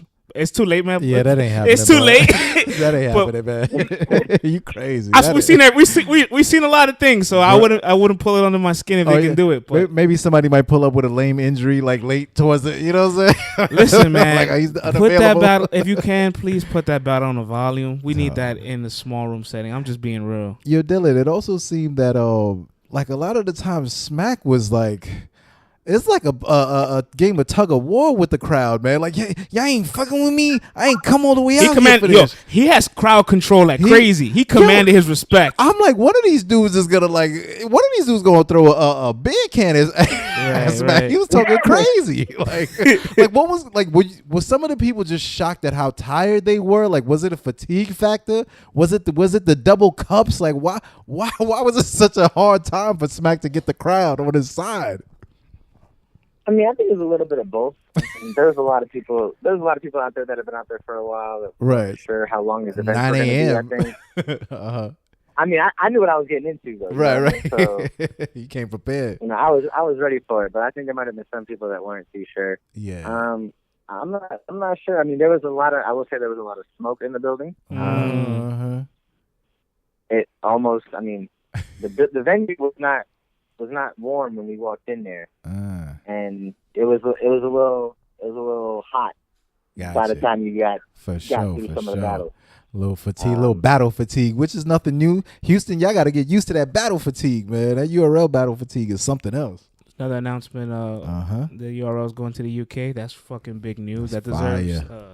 I would give that a round of applause if I could. You know what I'm saying? That's a great announcement, man. I'm glad to see that gap being bridged. UK loves battle rap. I'm up on the UK scene as well. So, like, them going out there, I know somebody from there has to be on the card, man. Facts.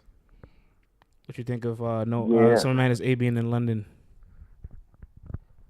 Yeah, I mean, I thought it was it's a good look for them. I think URL has the potential and should go international and go, to wherever they can. I mean, I think they should expand. I think the next thing we need to do is expand beyond just the UK.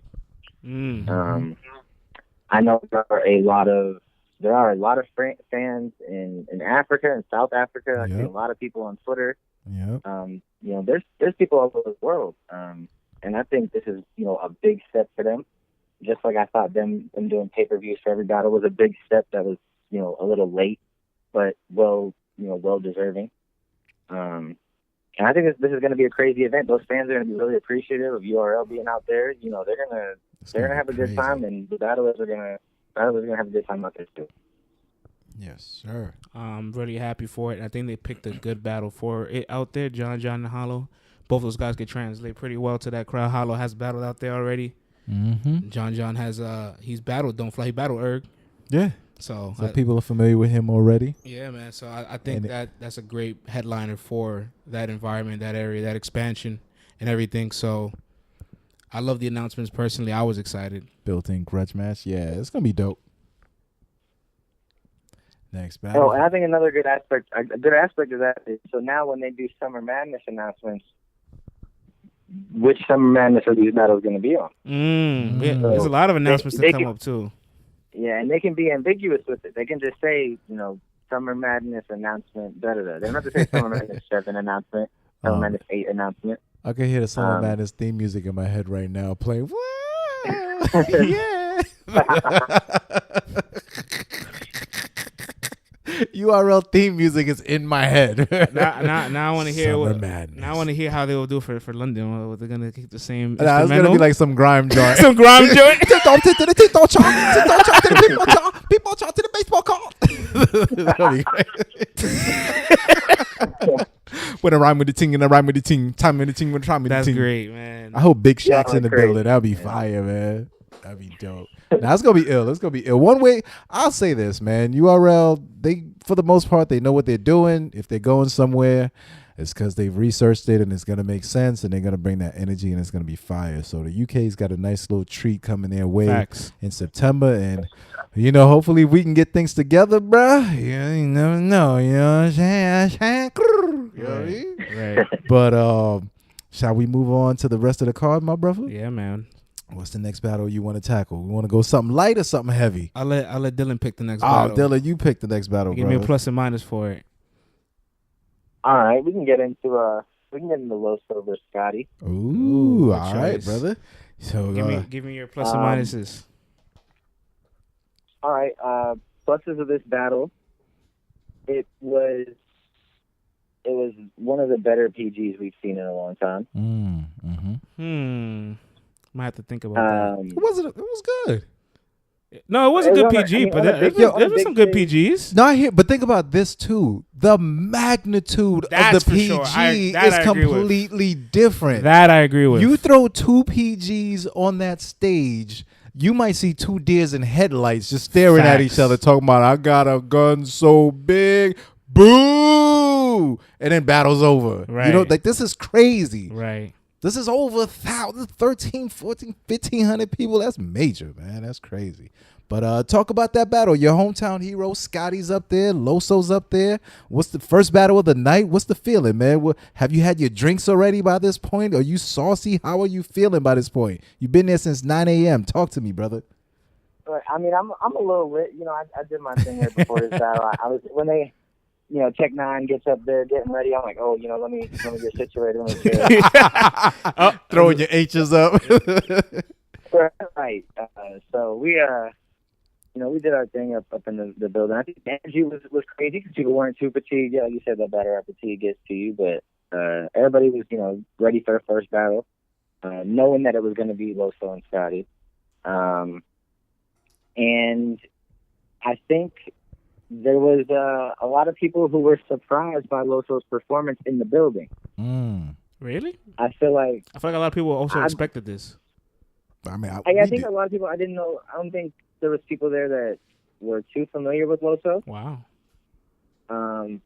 That actually, were aware of how good he actually can be and how he can have schemes and punches and haymakers and jokes, and he does all of that without cussing.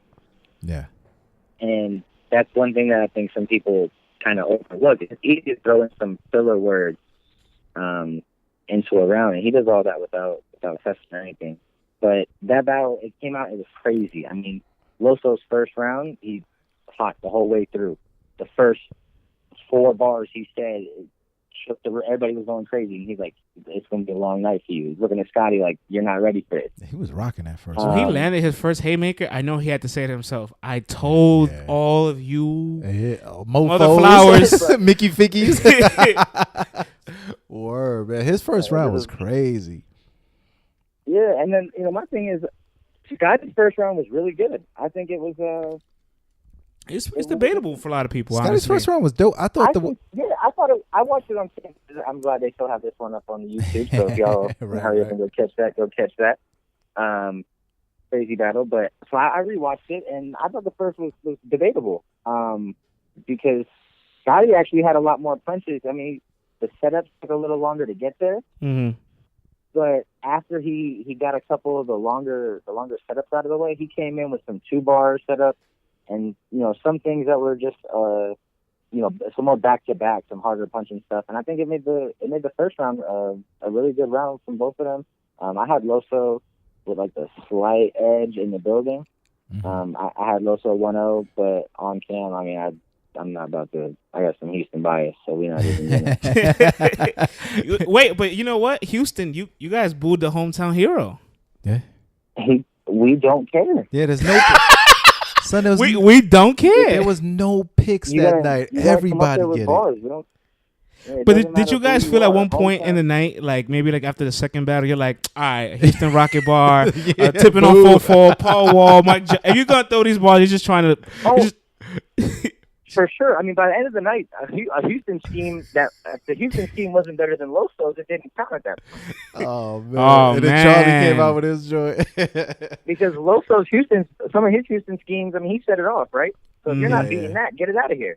Man. And there were some people who did. There were people who had better Houston schemes or just as good. So many Houston schemes that night. Oh Lord! I mean, we know what we're getting ourselves into. We knew it, man. Remember we were talking about that? I was like, it's gonna get crazy. Yeah, we knew. We gave love to the ones that were hot, but if it wasn't as good as the first one we heard that night, I mean, we're not gonna be going crazy or nothing. Matter of fact, man, if I was a battle rapper, if I know I'm going later on in the evening. Mm-hmm. I'm not even writing Houston schemes, yo. I might give you like 2 bars and keep it moving. You gotta do one to please the crowd. You got to pander just a little bit, but I'm not going into a 10, 12 bar scheme about the center from 1976 and the backup running back and all. I'm not doing that, and man. You got to save one for the middle of the round for like when your round's kind of dry. When your rounds, yeah. That's what Loso did. His second round was like kind of dry at first, and like. It's good, but it's nowhere near as good as his first. So obviously, in the building, probably if one round doesn't exceed the previous, you're gonna start like just instantly disliking it. Throw a Houston bar out there. Right. So he goes, all right, now it's time. And he puts out the tipping on 4-4 line, and I'm just like, oh, yeah, there we go. I saw that one coming. Yeah. Man, I saw that one coming. That kind of solidified the round because he left that window open in the second round, and Scotty didn't capitalize. Not at all. And that's exactly what we were saying in the building. I mean, everybody around me was like, "That's a beatable round from Loso right there." Yeah, but it was on a silver platter for Scotty, honestly. Yeah, he just didn't take advantage of it. Because like if you're going off of the first rounds, which were pretty close rounds, and I actually enjoyed Scotty set up in that first round, the opening bars. I loved it. Like I was like, okay, you're taking me on a story His immediately. Was like great. It's automatically different from like all the other PGs. So all the other PGs probably would have just came out punch, and he's like, yo, let me slow it down, let me build up a story, let me get you guys into this, and then went into his thing. So after I saw Loso's second round, I'm like, oh. The battle that I thought was going to be completely lopsided, there's totally a chance for Homeboy to just take this round right here. I knew Scotty could take advantage of the crowd. That's what he did in the first round. He took advantage of the crowd. But he didn't do that in the second round. Or in the third. Yeah, man. I mean, not that it was terrible or nothing like that, but he just didn't do it. You know what I mean? And, right. And that's another thing I would say. Loso's overall performance was good, but like I expected a little bit more, though. I have a question. That was the first boo of the night. And they booed the hometown hero. Dylan, was the building like, oh shit, Scotty got booed, nobody's safe? Was that like the chatter? I mean, I feel like I don't think that was what we were really saying, but I feel like that's what the battlers on the stage and backstage were saying. They were like, oh snap! Everybody's They getting were nervous. Like, oh, yo, did you hear that? The dude from Houston just got booed, yo. Like, are they doing that already? This is the first battle. They're not even tired yet. Like, Yo, they're not even tired yet. Yo, could you imagine everybody like? then, Go ahead. Yeah, and then the next battle comes out, and guess what? People got booed in that battle too. I mean, this is eventful. If you come with a bar that's trash, we're not here for that. I love it. And man. sometimes the boos weren't excessively long. But well, that's the best part of it, because like you got to let people know this is a savage sport, man. You got to let people know every once in a while. Because listen, the same way these guys will go, don't boo us, right. When they go to the Knicks games and they go to the Yankees games and they go to the Mets game, boo, F you, your moms, yo, he trash, son, he trash. Yeah. But now you're on the, please don't boo me, let me get through my rounds. No, fuck out of here, man. The only problem is, I guess, just for this, you're forced to listen, so you can't boo and interrupt the entire show going on. Right. But I'll tell you one thing, there's a big plus from the booing. Keep you honest. We found out the perfect booby trap for a booing crowd. What was that? Shout outs to Charlie Clips for saying, Clips. you guys boo me, you guys sucking dick. Everybody's like, yeah. Yo, what was your reaction when he said that? I need to hear your reaction. It was insane because the building was cricket. In the middle of booing. In the middle of booing. Everybody's like whispering, talking around. In the middle of booing. As soon as he said that, it got quiet. You know what it is? Because it's like one of those things where you're like, you're probably half drunk, you're probably half high. He go, what he said, man? Suck a dick. What? What he say? No, wait a minute. If we boom, we suck a dick. Oh, yeah. They're like, that's a pause. No, I'm not.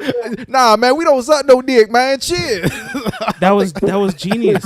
Yeah, everybody was just like, whoa. That was pure genius. I cannot believe that hasn't been done prior. Hey, man, I wonder where he got that trick from. He had to see it somewhere. Somebody had to put him onto that joint, man. If Charlie Clips came up with that on his own, he's a sneaky bastard. That kind of almost won him the battle for me. Yo, man, he busted out a new move I never seen before. That was crazy. That was a crazy one. We probably don't have to talk too much about this battle, but since we're already on it, my minus is I just wasn't impressed with Briz. I feel like Briz is different than T-Top. See, T-Top has battle fatigue. Briz didn't battle in a long time. He hasn't battled in 7 months, so maybe he has battle layover and not battling so long. Nah, he just suffered from a lack of strong material. That's it. Because it's like, okay, you know, you're a rapper, you rap. I'm sure he writes rhymes in his off time. He knows he's battling on NOME 8 in Houston, in the South, and you weren't on a North Carolina card. He does have rum in 2 weeks too. Hello, like, come on, man. Like, that material was not acceptable. You know what I mean? Not acceptable. And Clips material wasn't super stellar either. Was this the bathroom break in the building? Hell nah. Oh no! Oh no! Oh man, which battle was the bathroom break? There probably was no bathroom breaks then. There's no. Everybody just holds it in. It's the night of main events, ain't it? No, I mean, going in, nobody really had an idea of what was going to be the bathroom break. I mean, people were really excited for Clips, and I think it's because one thing that I said, prior to this event was, I guess I was hoping that he was subpar against Av because he was preparing for this. Right. And he was preparing for NOME, and it's a bigger stage, and it's not a bigger opponent, but just the atmosphere. Just the magnitude of I was hoping everything. and there's going to be more eyes on him, more pay-per-views, more people in the building, more celebrities there. Mm-hmm. I figured he would show up to NOME. That's what Clips does. Right. So I was more about Briz, and then to me now he battles Nitty in 2 weeks. Which battle is he taking more seriously? A Clips that just lost to Av, or Nitty he's battling in 2 weeks? So now I came in with the expectation that Briz might be a little light for this, but then I'm thinking again, like y'all said, he hasn't battled in 7 months. Yeah. So since the volume or whatever, so. You should have your material, at least I would feel like. I mean, I know he's a rapper, he makes music and all that, but you were aware of this event, like you said. So that's really interesting. It's interesting you pointed out that he has rum in 2 weeks, so he's probably wondering how his rum performance is going to be. And then it hit me that what if Rum had beat Surf clearly and Rum was at the top of the world, and then Briz is like, now I can knock off Rum's off the high horse. Yeah, it would have been crazy.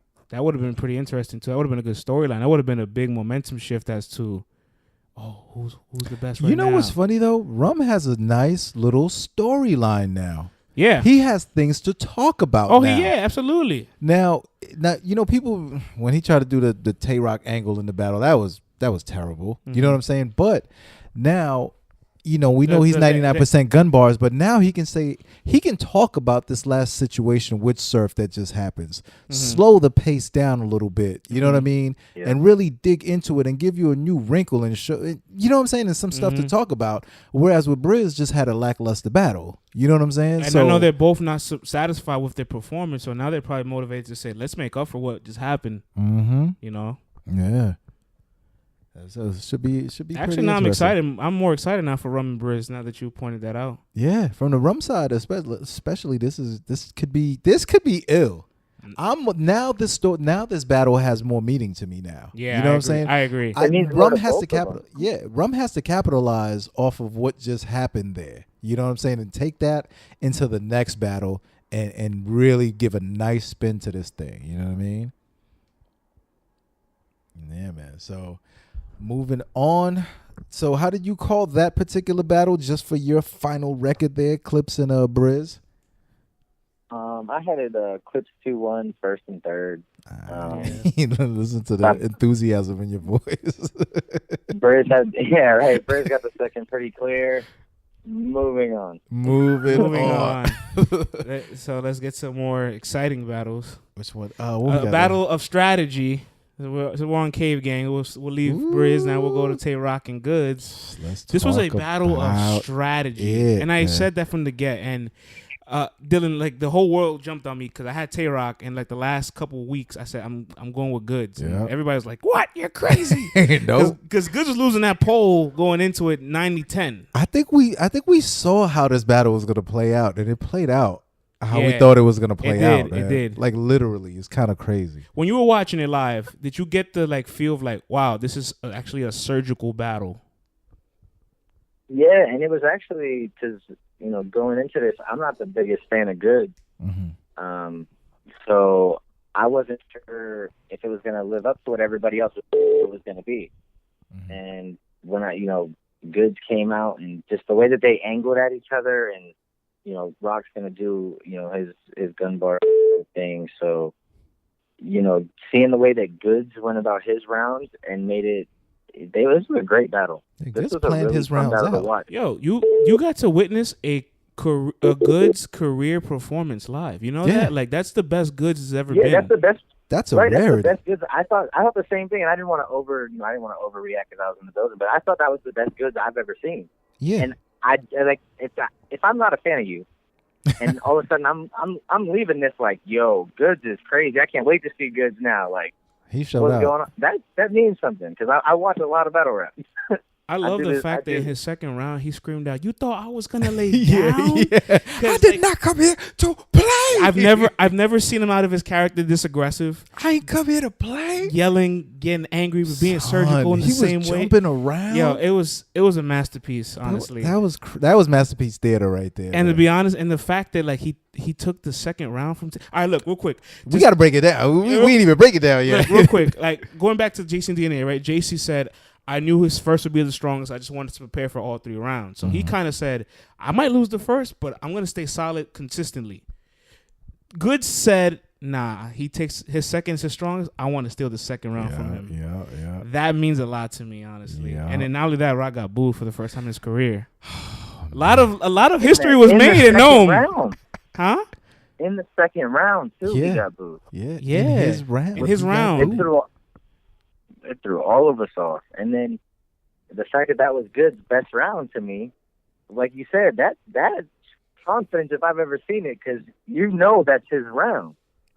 A lot of people would just put, their best material in the other 2 rounds and try to take those fairly or whatever, knowing that he's going to turn up in the second. But Goods was like, nah, I'm going to take that round from you. That's my round now. Okay, let me ask you a question. Before the second round started, did you have the mindset of, wow, Tay-Rock is going ham, and he hasn't even gotten to in his seatbelt bag. Like he hasn't gotten to his performance bag yet. It's gonna be a long night for Goods. Were you feeling that way at first? No, and that's the thing. Like wow. you. I mean, I'm not a fan of that whole. People saying, "Oh, Goods are gonna slag on him." That was not gonna work. That alone was not gonna come and work. The Goods actually had a game plan for Rock. Mm-hmm. And he brought so much more than just that. Oh, this is Houston. He's just gonna come sweat. No, yeah, we appreciate that, and we know drip when we see it. But that was funny. Goods came with so much more in that battle, and just that second round was so crazy, and I didn't expect it in that round. Just like, I was thinking, for Nitty, like, don't even try to get the first. That's what I was saying too. Honestly, like, don't even try to get the first. Yeah, so I was kind of thinking the same thing with Goods. Like, don't even try to get the second Goods. Like, it's not happening. And he came in clear second Goods. That's a statement. See, and in the building, it was clearly 1-1 going into the third. See, because for me, like, I don't subscribe to that. Like, I'm like, take no rounds because off. you never know what's gonna happen in the battle. Because if Nitty would have went light in round 1, right, versus Surf and whatnot, and we saw what happened at the end of round 3, or if Nitty would have went light round 3, whatever, like you never take a round off because you never know what's gonna happen. And within this game, with the slightest of margins, you cannot even go into the mindset of conceding. Let's not say take a round off, but let's say put your strongest gems in certain placements. Like, people will be like, you know what, this is my strongest round, but this round could get overshadowed just by a crowd reaction because this round is his typical round of, like, explosion. Yeah, I'm mix it up. Or you know what you do, like, maybe if the person goes first and you see what direction they go in, and your rounds front and back and front, then you can say, all right, cool, I'm gonna put this one, which I don't have the most confidence in, go let them get that one away. Right. You know what I mean? If you go second, you kind of have that advantage. Let me give you an interesting example, right? Same battle on the card. If DNA's first was in his second round instead of his first, and he gained him, and he's going into the third with that momentum, the battle looks a little different. The battle looks a little different. So, that's like, crazy. The placements of these rounds matter a lot, and I think that's something that gets underrated. And that was a strength of JC's in the building. I mean, talking to people, there was definitely people who were saying that the way that JC structured his rounds made his performance, a lot better because he was so consistent all the way through. He could have went really heavy one round or really heavy in another, and I feel like the way that he put that, and a lot of people in the building I had talked to, it was a third, 2-1 for JC in the building. Not clear, sorry. It was an edge to JC 2-1, but a lot of people after DNA's first, because it dropped off so much, they just felt like it was JC. But that was one thing, was his round placement there. Yeah, that was something that Nitty did well consistently. I mean, a lot of people on this card particularly were more over well rounded. I think Suge was like that. I think Twerk was kind of like that too. He spaced out his special moves.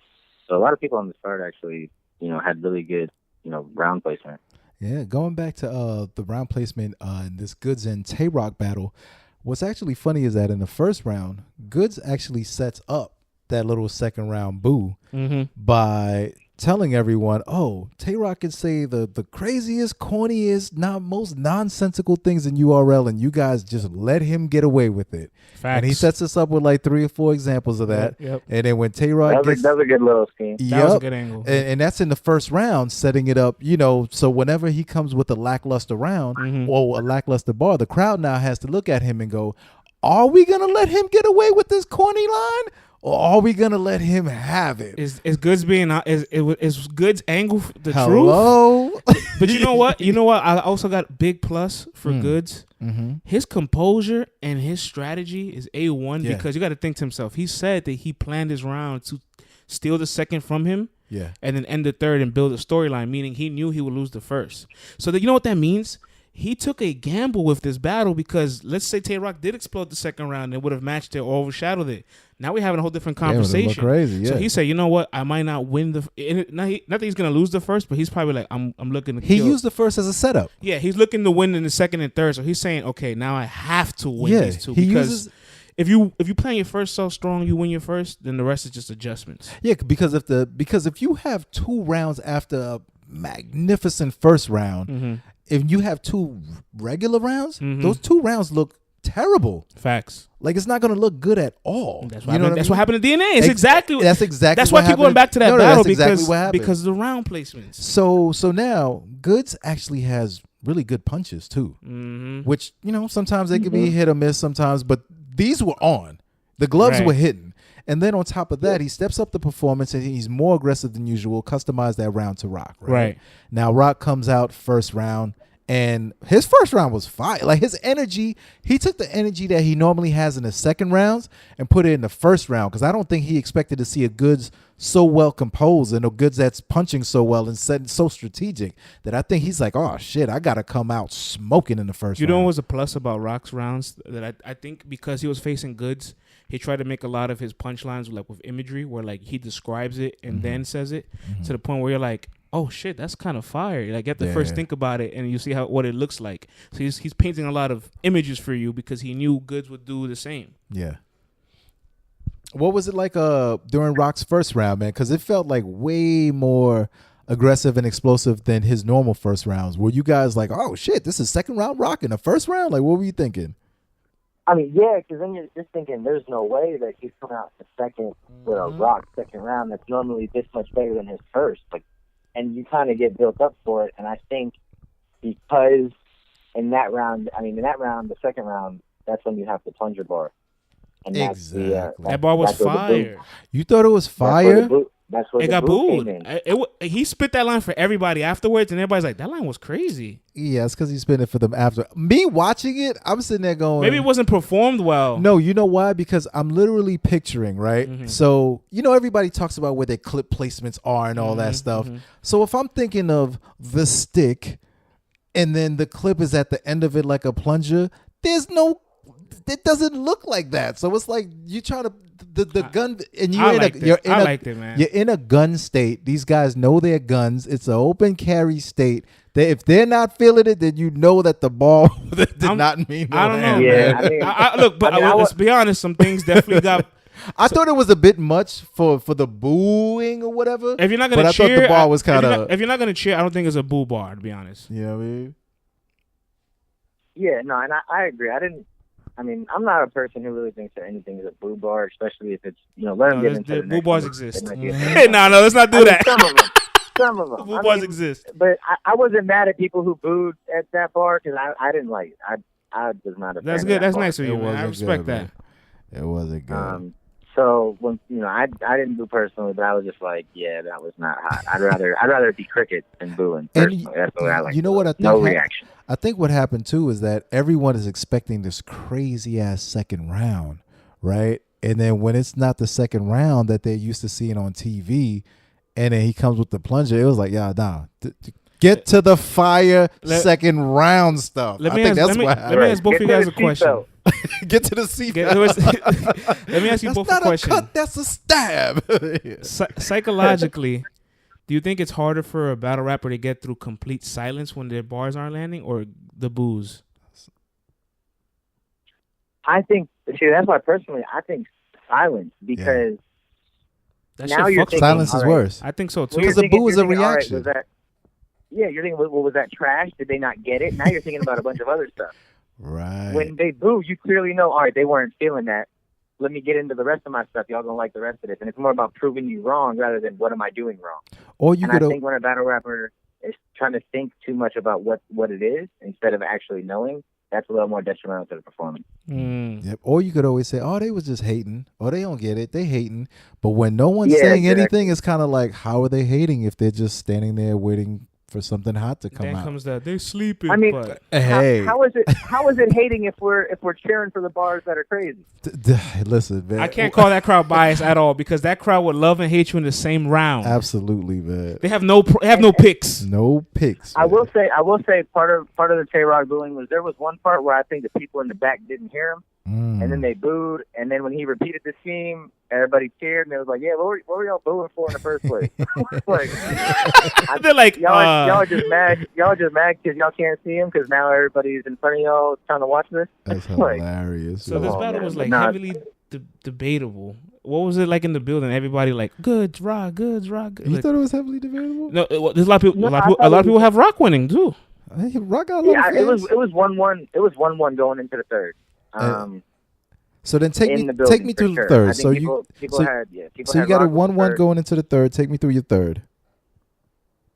My third, it was close. It wasn't as close as should have been Torque to me. Mm-hmm. I had Tay-Rock winning the third.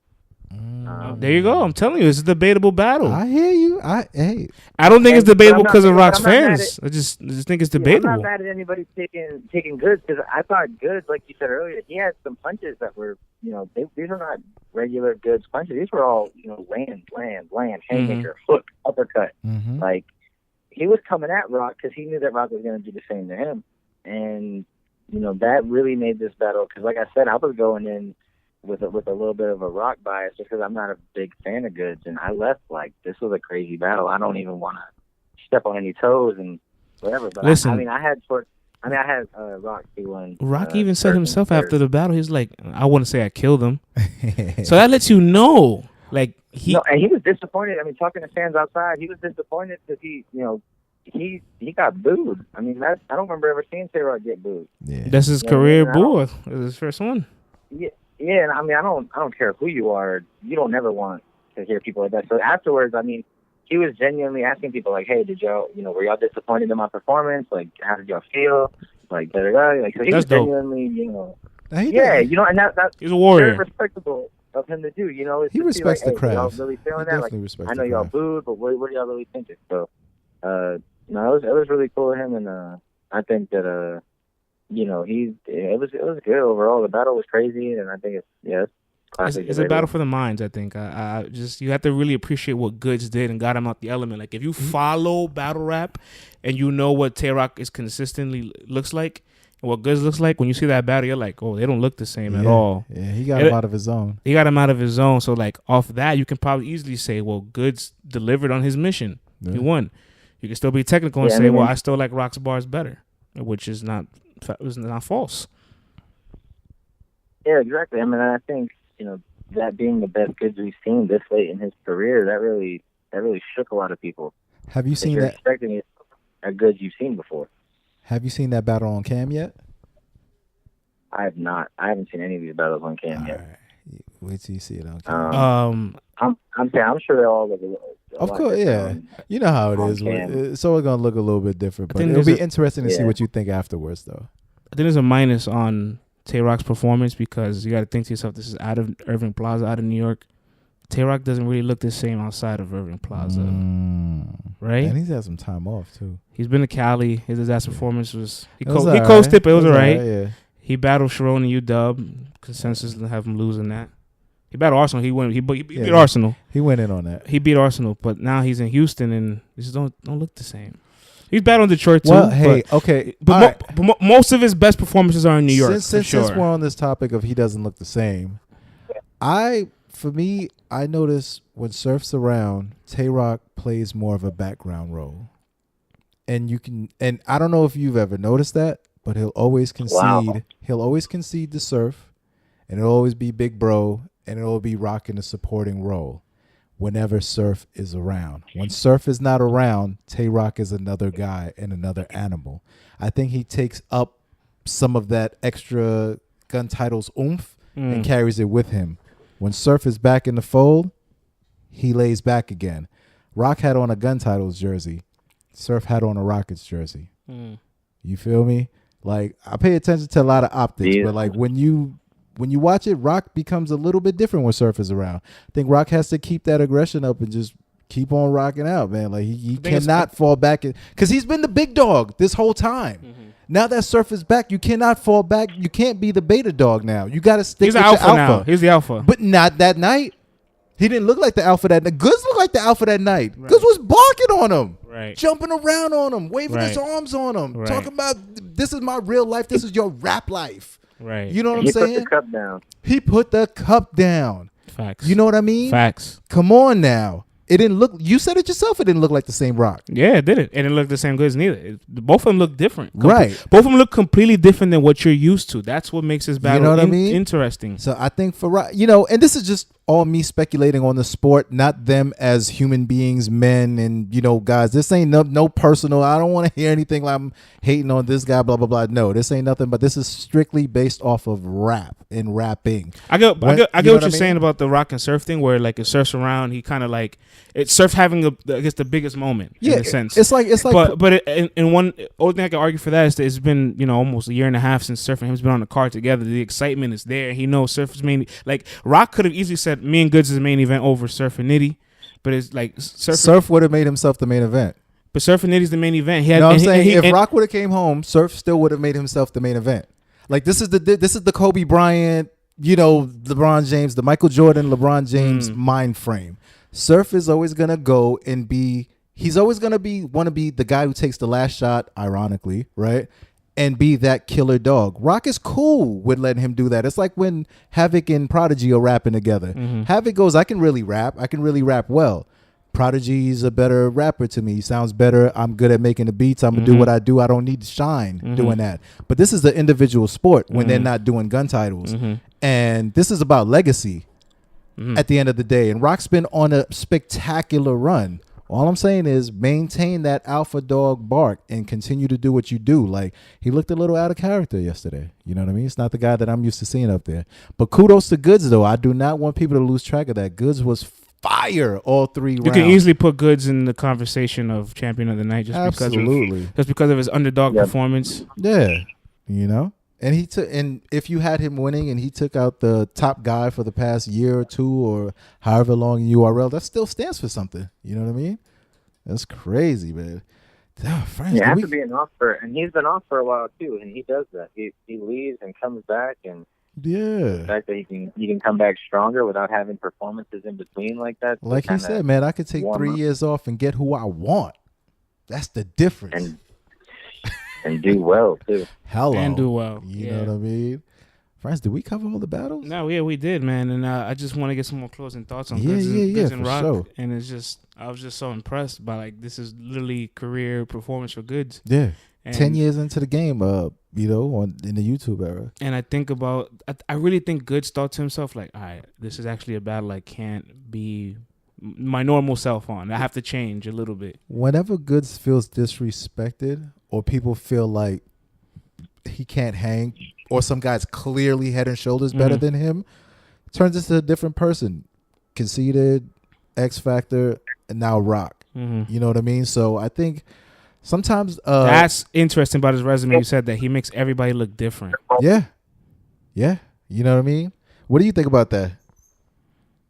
I mean, I agree. He brings you out of your element because of the style that raps with and the way that he structures things. You don't know if he's gonna just angle you to death, if he's gonna swag on you, if he's gonna do all of it. And the fact that he can, people try to tailor to that, and they get out of their element trying to do something to combat what they think Goods is gonna do. Right. And that's one thing that he kind of brings in is when you're battling Nitty, you know what's going to happen. You know what you're going up against. 99%. Exactly. It's just a matter of whether or not you can compete with what he's bringing. Right, you know right. What I mean? And he's going to come 100%. But one thing that Goods did is he keeps you guessing, and that's just it's tough to beat that when somebody got the whole package. And let me ask you this: this might be a plus. Did this battle prove that Tay-Rock is impossible to beat clearly? It's a laughable question, but this was a career performance from Goods, and it's still debatable. He didn't lose clearly. Yeah. I mean, I see what you mean. It's not right. It's not a like clear. He can't die. Yeah. Surf has died in the past. Yeah. Hitman has died in the past. Verb has died in the past. Clips has died in the past. DNA's died in the past. Nitty's died in the past. JC's died. No, I'm gonna keep going. Everybody has some clear losses. We can keep it. K-Shine has died. Big T has died. I see your point, player. I see you. That's a very good point, man. No, yeah, but that's a very good point. Does this prove that we can never beat Tay-Rock clearly? Some people think Clips killed him. Oh, the rematch? No, the rematch is debatable. There you go. No, yeah, we know he got bodied, but he bounced back from there and he has one of the greatest careers. Post Clips won. Post Clips won. Yeah, I mean, no, he hasn't been bodied or killed. I am losing, but he's lost, but he hasn't been bodied or killed since the first clips. You're absolutely right about that. That's crazy. Yeah, that's crazy. That's resiliency, man. That's true career of debatables, because that lets you know, like, I am consistent. Like, when you think of consistency, you have to put him in the top 3 or top 5 as most consistent battle rappers. Mm-hmm. And more importantly, Tay Rock was like one of those undercard guys that you just throw on in the past, like, oh, let's just get the battle started. Put Tay Rock and Clean Paper on while we get the main events going. Yeah. And look what he rose up to. And he's in the special class of averaging 1 million views by himself. He's a star. He's a star. He's a marquee star now. And Goods, and for me at least, Goods got the best of that. Yes, sir. That is amazing. I want to see Goods again, man. I can't wait to see Goods again. And I hope it's not another 3 years, 2 years, man. I want to see Goods again. Yeah, and I do too. And that's one thing that I don't think I've ever said before this performance. You know what I mean? Like, wow. I was fine with him taking a break. Wow. I thought this was cool. This was like a breath of fresh air once in a while. Listen, you know it's real when you're not a fan. You're giving props. Facts. Right, and now I'm a fan. Now I cannot wait to see Goods. I want to see who he's battling next. And then, I want him to bark on him. I want him to have the same energy that he had in this battle. Talking about, I'm not good. Now I can't beat people. Now I'm losing there, but I just beat T-Top. Like, now I'm not. But you know what? But they're go ahead, get in that bag. They're going to have to give Goods someone who's going to get him, this riled up for a battle also. It can't be no regular guy. Like, it has to be. Clearly has to be. He wants to be motivated. It's either got to be, right. Lux, Surf. Oh, that battle with Surf now would be crazy. That would be crazy. It would be. Turned up Goods with 3 complete fire. It would. But and the joking factor. I'm definitely a little less excited to see Surf right now. Obviously, for obvious reasons. No, I mean, absolutely. Right now, I don't want to see Surf for a while. You see, and that's crazy. He's been gone for 2 years, and just laying that one egg, you could be like, you could take a break. That's crazy, man. But, like, I don't know. I don't know. Because then people talk about, Twerk choking, and the Twerk's battling every other week. Right. I'm fine if he chokes on a small league 1-rounder when champions his 1-rounders don't even count anyway. Yeah, I mean, still not a good look. It's not a good look. No, it's not a good look at all. And but Surf made it okay to do that, because Surf's done that. What? How many times in a row we just said? 5 times in a row. 6 out of a third of his career. Well, hey, listen. And he's still getting booked and everything. So Surf kind of paved the way for that to be okay. Us as fans, we still have a voice out here. If we don't allow things to be acceptable, they won't be acceptable. So whoever's within earshot and you're listening to this and you care about the sport, I understand it's a business now. I get it. People are feeding their families. I want everyone to eat. But if we're just talking about in a parallel universe where we're talking about strictly skills in sports, this is not cool. Right. Like, this is like Michael Jordan just saying, I killed these dudes the first 3 quarters. I don't even need to play no more. I'm good. You know what I mean?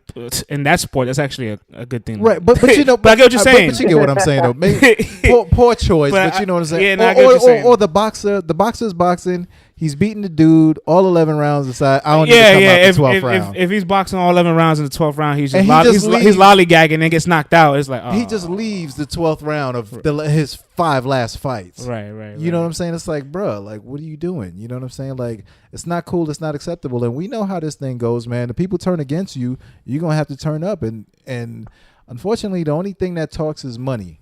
You know what I'm saying? So, and the only way to affect that is like if his views would go down or if his, fan support would go down. And it doesn't look like it is. So it's not going to deter him from doing whatever he's been doing. He did say he's booked again. So there's that. Hello. And that's a cheat code of life always, to just double book yourself. Yeah, and when Smack says on camera that it's cool, that, we just getting the machine back in action. You know what I'm saying? I got what I needed out of you, which is cool if he says that. But when the cameras are on, it's a whole other ball game. You feel me? Like, other people are watching this. Other MCs coming up are watching this. You know what I mean? Like, it doesn't look good. It's not cool.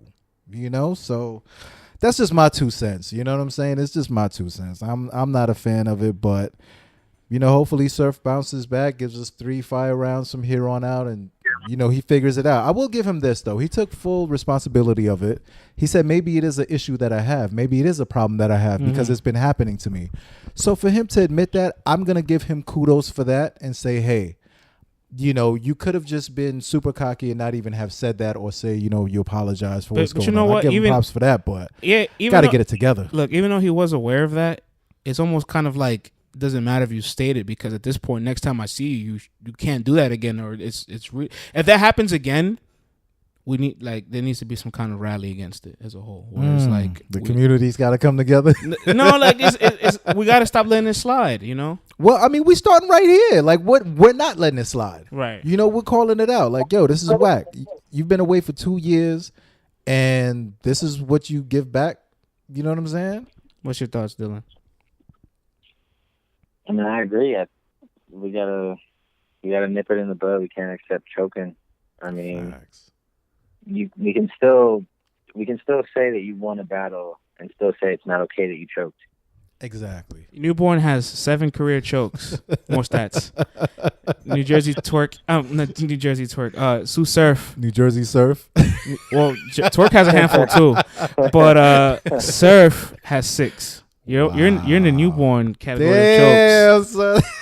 Surf is in the newborn category of chokes. That's a special. That's not a good class you want to be in. Wow, that's some deep analytics right there, bro. That's crazy. Damn, he's got to get it together, man. But overall, what would you give NOME on a scale of 1 to 10 in the building it's a solid rating? It's a solid in the building rating. In the building, let's see what he says. In the building, it's like, I mean, I would say an 8.5. Surf has 3 rounds, a 9. But that really hurt me. You hear that, Surf? Your fans what's crazy hurt, is man. Surf won to me too. That's what's crazy. I still have him winning. A lot of us have him winning. That's what's crazy. But it's not a win. It's like you're gonna just say, all right, your stock goes up with this win. You wanted him to get that 30 so bad because you're like, come on, this is it. You're back now. This is the 30 right here. Take it. And especially after Nitty, and you're like, that's a beatable 3rd round. Facts. Yeah. Like you could come in. This is the 30. This is the moment right here. You got to take it down. And you didn't do it. You know how much of an impact it would have been if he 30'd from Nitty off of a comeback? Off a comeback? What? Oh my. With X-Men bars? That's what I. That would have been crazy. That's the thing. If he would have just 30'd them, it would be a whole nother conversation we're having right now. With X-Men, Shih Tzu, and Pekingese bars, he could have 30'd him. With Rockweiler bars. That was a reach. Yeah. He could have killed him with a Pekingese bar, kid. He could have killed him with dog bars and Dragon Ball Z bars. Oh, you were not happy, huh? No. I expected him to pick Nitty apart. Come on, man. He's the sharpshooter. He's the hammer man. Right. Come. Hello. He's the hammer man. What are all his charges for? You ain't got no gun bars in your second for Nitty. You couldn't break down how, I mean, he did some of that in the first, mixed in with all his other stuff. But I'm like, come on. You got to go at Nitty. Correctional. Yeah. No, his wordplay in the first round was fire. Yeah, it was. First of all, let me separate the choke from the first. The first round was crazy. Like, I don't know if I, you know what I'm saying, stated how crazy it was. To me, his first round was fuego. Fire. The wordplay, the all that. But then all that goes out the window. Facts. It goes out the window to me. That's how I'm going to look at it from now. That anymore. You know we're what I not mean? talking about that round anymore. We're talking about the choke. And that's the problem I have, is that this should Facts. not be the discussion. The discussion should be how crazy Surf's return was. Right. And I'm disappointed. That's the thing. Is it's like, yeah, okay, you won. Cool. Like, y'all are winning in the fourth quarter by 30, and then you ended up winning by 7. It's still a win, but to me, it just was disappointing the way that he did it. Battles that are built up and meant to be hype and potentially be classic, a choke just takes away from it all. Like we could go back to all the way from Volume 1 and be Magic choked against Av, now is a story. Yeah. Chess choked against Chef Trez, and now it's a story. Yeah. And Chef Trez gave us an amazing rebuttal in the second round. But we talk about Chess's chokes all 3 rounds. You know, that negativity, man. I mean, and then that takes away from Trez's performance too. So it's exactly. Then you don't even you now it's kind of like don't even people give the talking performances just due. Mm-hmm. right. And so now it's like, you know, would Nitty's third or Beach Surf's third? Doesn't matter. Surf didn't have a third, so yes, it did. Man, what an interesting night NOME 8 was, man. It was interesting for sure. Pay per view, I definitely give it a 7.5. Yeah, I wasn't mad. I think it's top 3 or top 4 gnomes. I can't put it above 1 or 3. A lot happened, man. I can't put it above 1 or 3, but I could definitely put it, you know, maybe in the fourth spot. It's up there. It's one of them. Yeah, for sure. I had a good time watching it. It came with everything I expected. Everything has storylines too, and then you know what? A lot of everything had its twists and turns, and you didn't expect it. Did not expect DNA to fall off like that. Did not expect Goods to be so aggressive like that. Right. Didn't expect Tay-Rock to get booed like that. Didn't know Twerk could rebuttal. Didn't know Twerk. We had a dunk off. Didn't know Twerk. Didn't think Suge could angle like that in the third. Yo, that's true too. Yeah. That was probably the most surprising to me was Goods and Suge. But Suge's third, that was one of my Suge's favorite rounds as far as structure and content, like the way that he came at him with the. Yeah, look at Suge, a guy who used to come with short rounds, used to jersey out of his rounds. People used the runt of the litter. Now he's giving you 3 solid rounds, full performances, doing spin moves on you, dunking on you, got bars on you, angles on you now, completing full rounds. Let's, back on a positive note, Shotgun Suge continuing to be strong and on fire also. Facts. Another plus from this thing. He's a solidified gatekeeper. Solidified. Solidified superstar. I'm on board with the gatekeeper thing. I'm on board with it. Yo, shout out to Twerk for not getting killed by Suge. He's the only PG that didn't get killed by Suge. Clearly. No, but that's cool because like with the gatekeeper thing, it's like, all right, cool, yeah, Suge. Yeah, we'll let him in. You know? right. And that's also at the door, hold the gate down. Twerk can add that to his resume. Oh, I ain't get killed by Suge. Suge is the gatekeeper, and I beat him by the consensus. And then he sit me down Indian style. Yeah, you know what I mean? right. Word, man, that's crazy. crazy. He stopped Av at the door and was like, "Nah, you gotta wait. But Twerk, you could come in." Man. So when you got home, how many blisters did you have on your feet from standing 18 hours? I know your back was killing you, dog. When I tell you, people, including myself, were taking like squat breaks in the middle of Warehouse Live. Right. Oh man. I mean, the knees were buckling, legs were shaking. It's gonna be orthopedic shoes next time. Man. It's gonna be crazy. Let me put this into perspective. Now that you stood for that many hours, can you imagine what it's like for the battlers to that's the main event that stand all those hours that you just stood and now has to perform? Yeah, they gotta give them some backstage. They gotta get some couches, some chairs. They got all that back there. And now I understand. Yeah, people were like, "Where's Smack?" Because Smack wasn't there for Low Stone Sky. I was like, "Well, 1, Smack doesn't come to PGs, and 2, he ain't gonna be standing this whole time." Right. Crying out loud, man. Damn. Yo, how Smack was twisted, son. Carly Clips, Carly Chips. Slurring. He was talking crazy up there. He had a good time though, man. He had a good time. Yeah, he was lit. It was cool. He enjoyed the city. It was lit, man. You went to any after parties? I didn't go to any, but I'm sure there was. Did you go to the battle event the day prior? With the silent battle at home. Did you go to it? No, I had to pick up my friends from the airport that night. We tried to swing through, but it was already like 9, 10 o'clock by the time we got all settled in. But I talked to a lot of people there. I mean, they said Trez had a good performance. Mm-hmm. People say that Big Cannon did all right there. Dope. Didn't hear much about the female battles though. I wanted to see something about those. C3 Beretta Blaze. I know there was a couple other ones. Wow. Farrah and Lady J. Mm-hmm. I heard Lady J did really good in that battle. So I was kind of and there was that was a silent battle event. So that's pretty intuitive. That's different. How did that work? I know they had headphones. So silent party. You ever been to a silent party? No. So a silent party. Well, okay. So I'll explain to V because he's never been to one. A silent party is kind of I'm like a young old head. So I don't do this. you go to a club, right? And it's like a DJ playing music, but there's no real music coming out. It's coming into the headphones, and the headphones have different like stations. Okay. But the stations are colors. Got you. So when you flip the headphones, it'll be red, it'll be blue, it'll be green, and the different colors will be different music. So you're walking around the venue seeing who has the same headphones music as in, you or in the whatever? green color. Yeah. So you guys are like, oh shit, you're jamming to Usher. Okay, Boom, okay. it switches to blue, and it's like, oh, they're listening to Michael Jackson. I'm gonna go over here. Got you. So, That's ill. That's kind of ill. Yeah. So But how does that work in the battle world? the same exact thing, except you just listen to the battles in your head. And I guess maybe that was while you're looking at them battling. I guess maybe that was to reduce crowd reaction. I like the idea. I mean, from somebody that I'd have that to was say there, I was talking to him. He said that he said he was close enough to where he could take the headphones off, and still hear them, but he didn't want to. He said that he could hear everything so clearly that he wanted to leave the headphones on, and that the quality was so good that he didn't need to take them off, and it didn't take away from the performance or anything. But I'm not sure how the reaction is, because people like to yell with the headphones in, but I guess you know what's interesting about that? Everybody's like, react for yourself. That would be. Oh, yeah, that's true too. So now one person's like, that's fire, and everybody's like, nah, that shit was trash.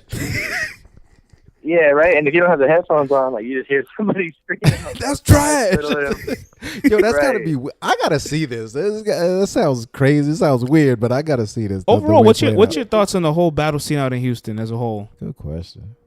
I think it's pretty good. I mean, shout out to Scotty. Scotty runs the battle scene out here. He puts all the events together. He hosts them all. He's the one who gets in touch with all the battlers and all that. I'm sure he has a staff and everything too.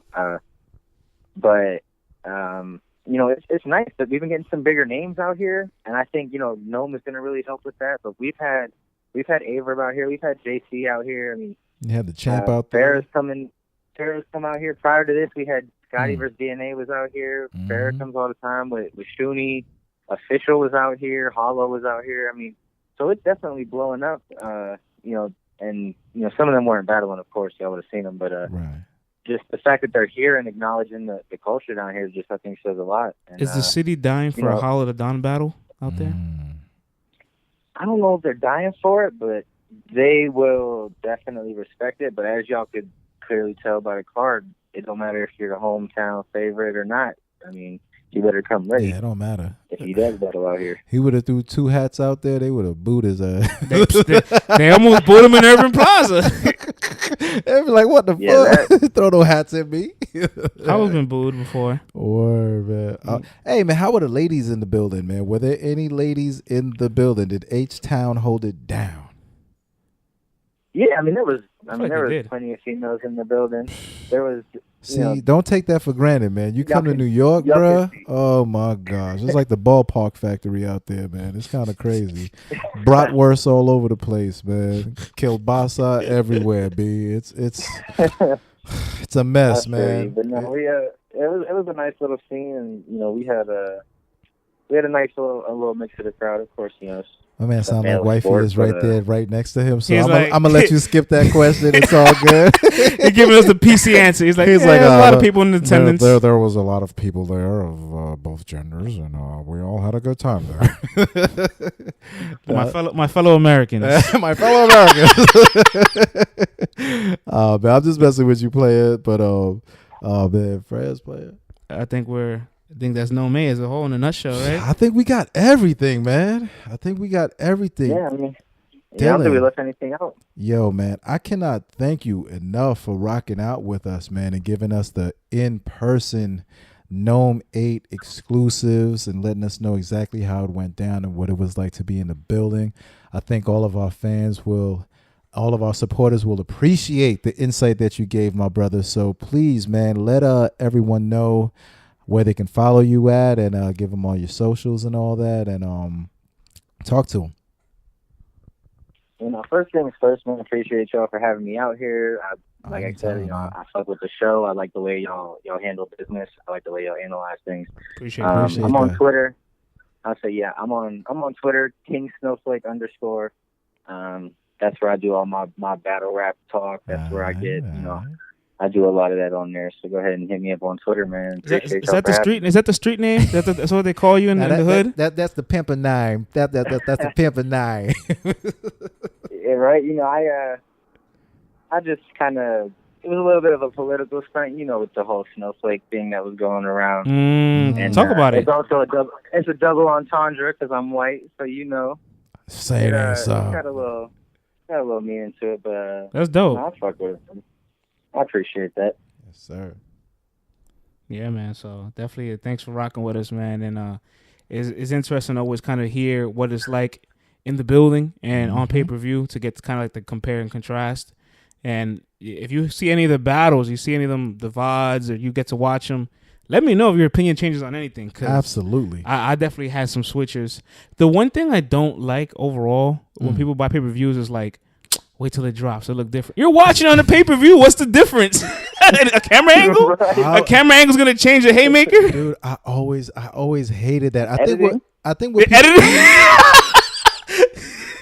oh shit, there's an ad between the round. This round is fire now. Like, wait a minute. When I was watching it, this was a close shot. Now this a medium wide shot. Nah, man, I ain't fucking with this.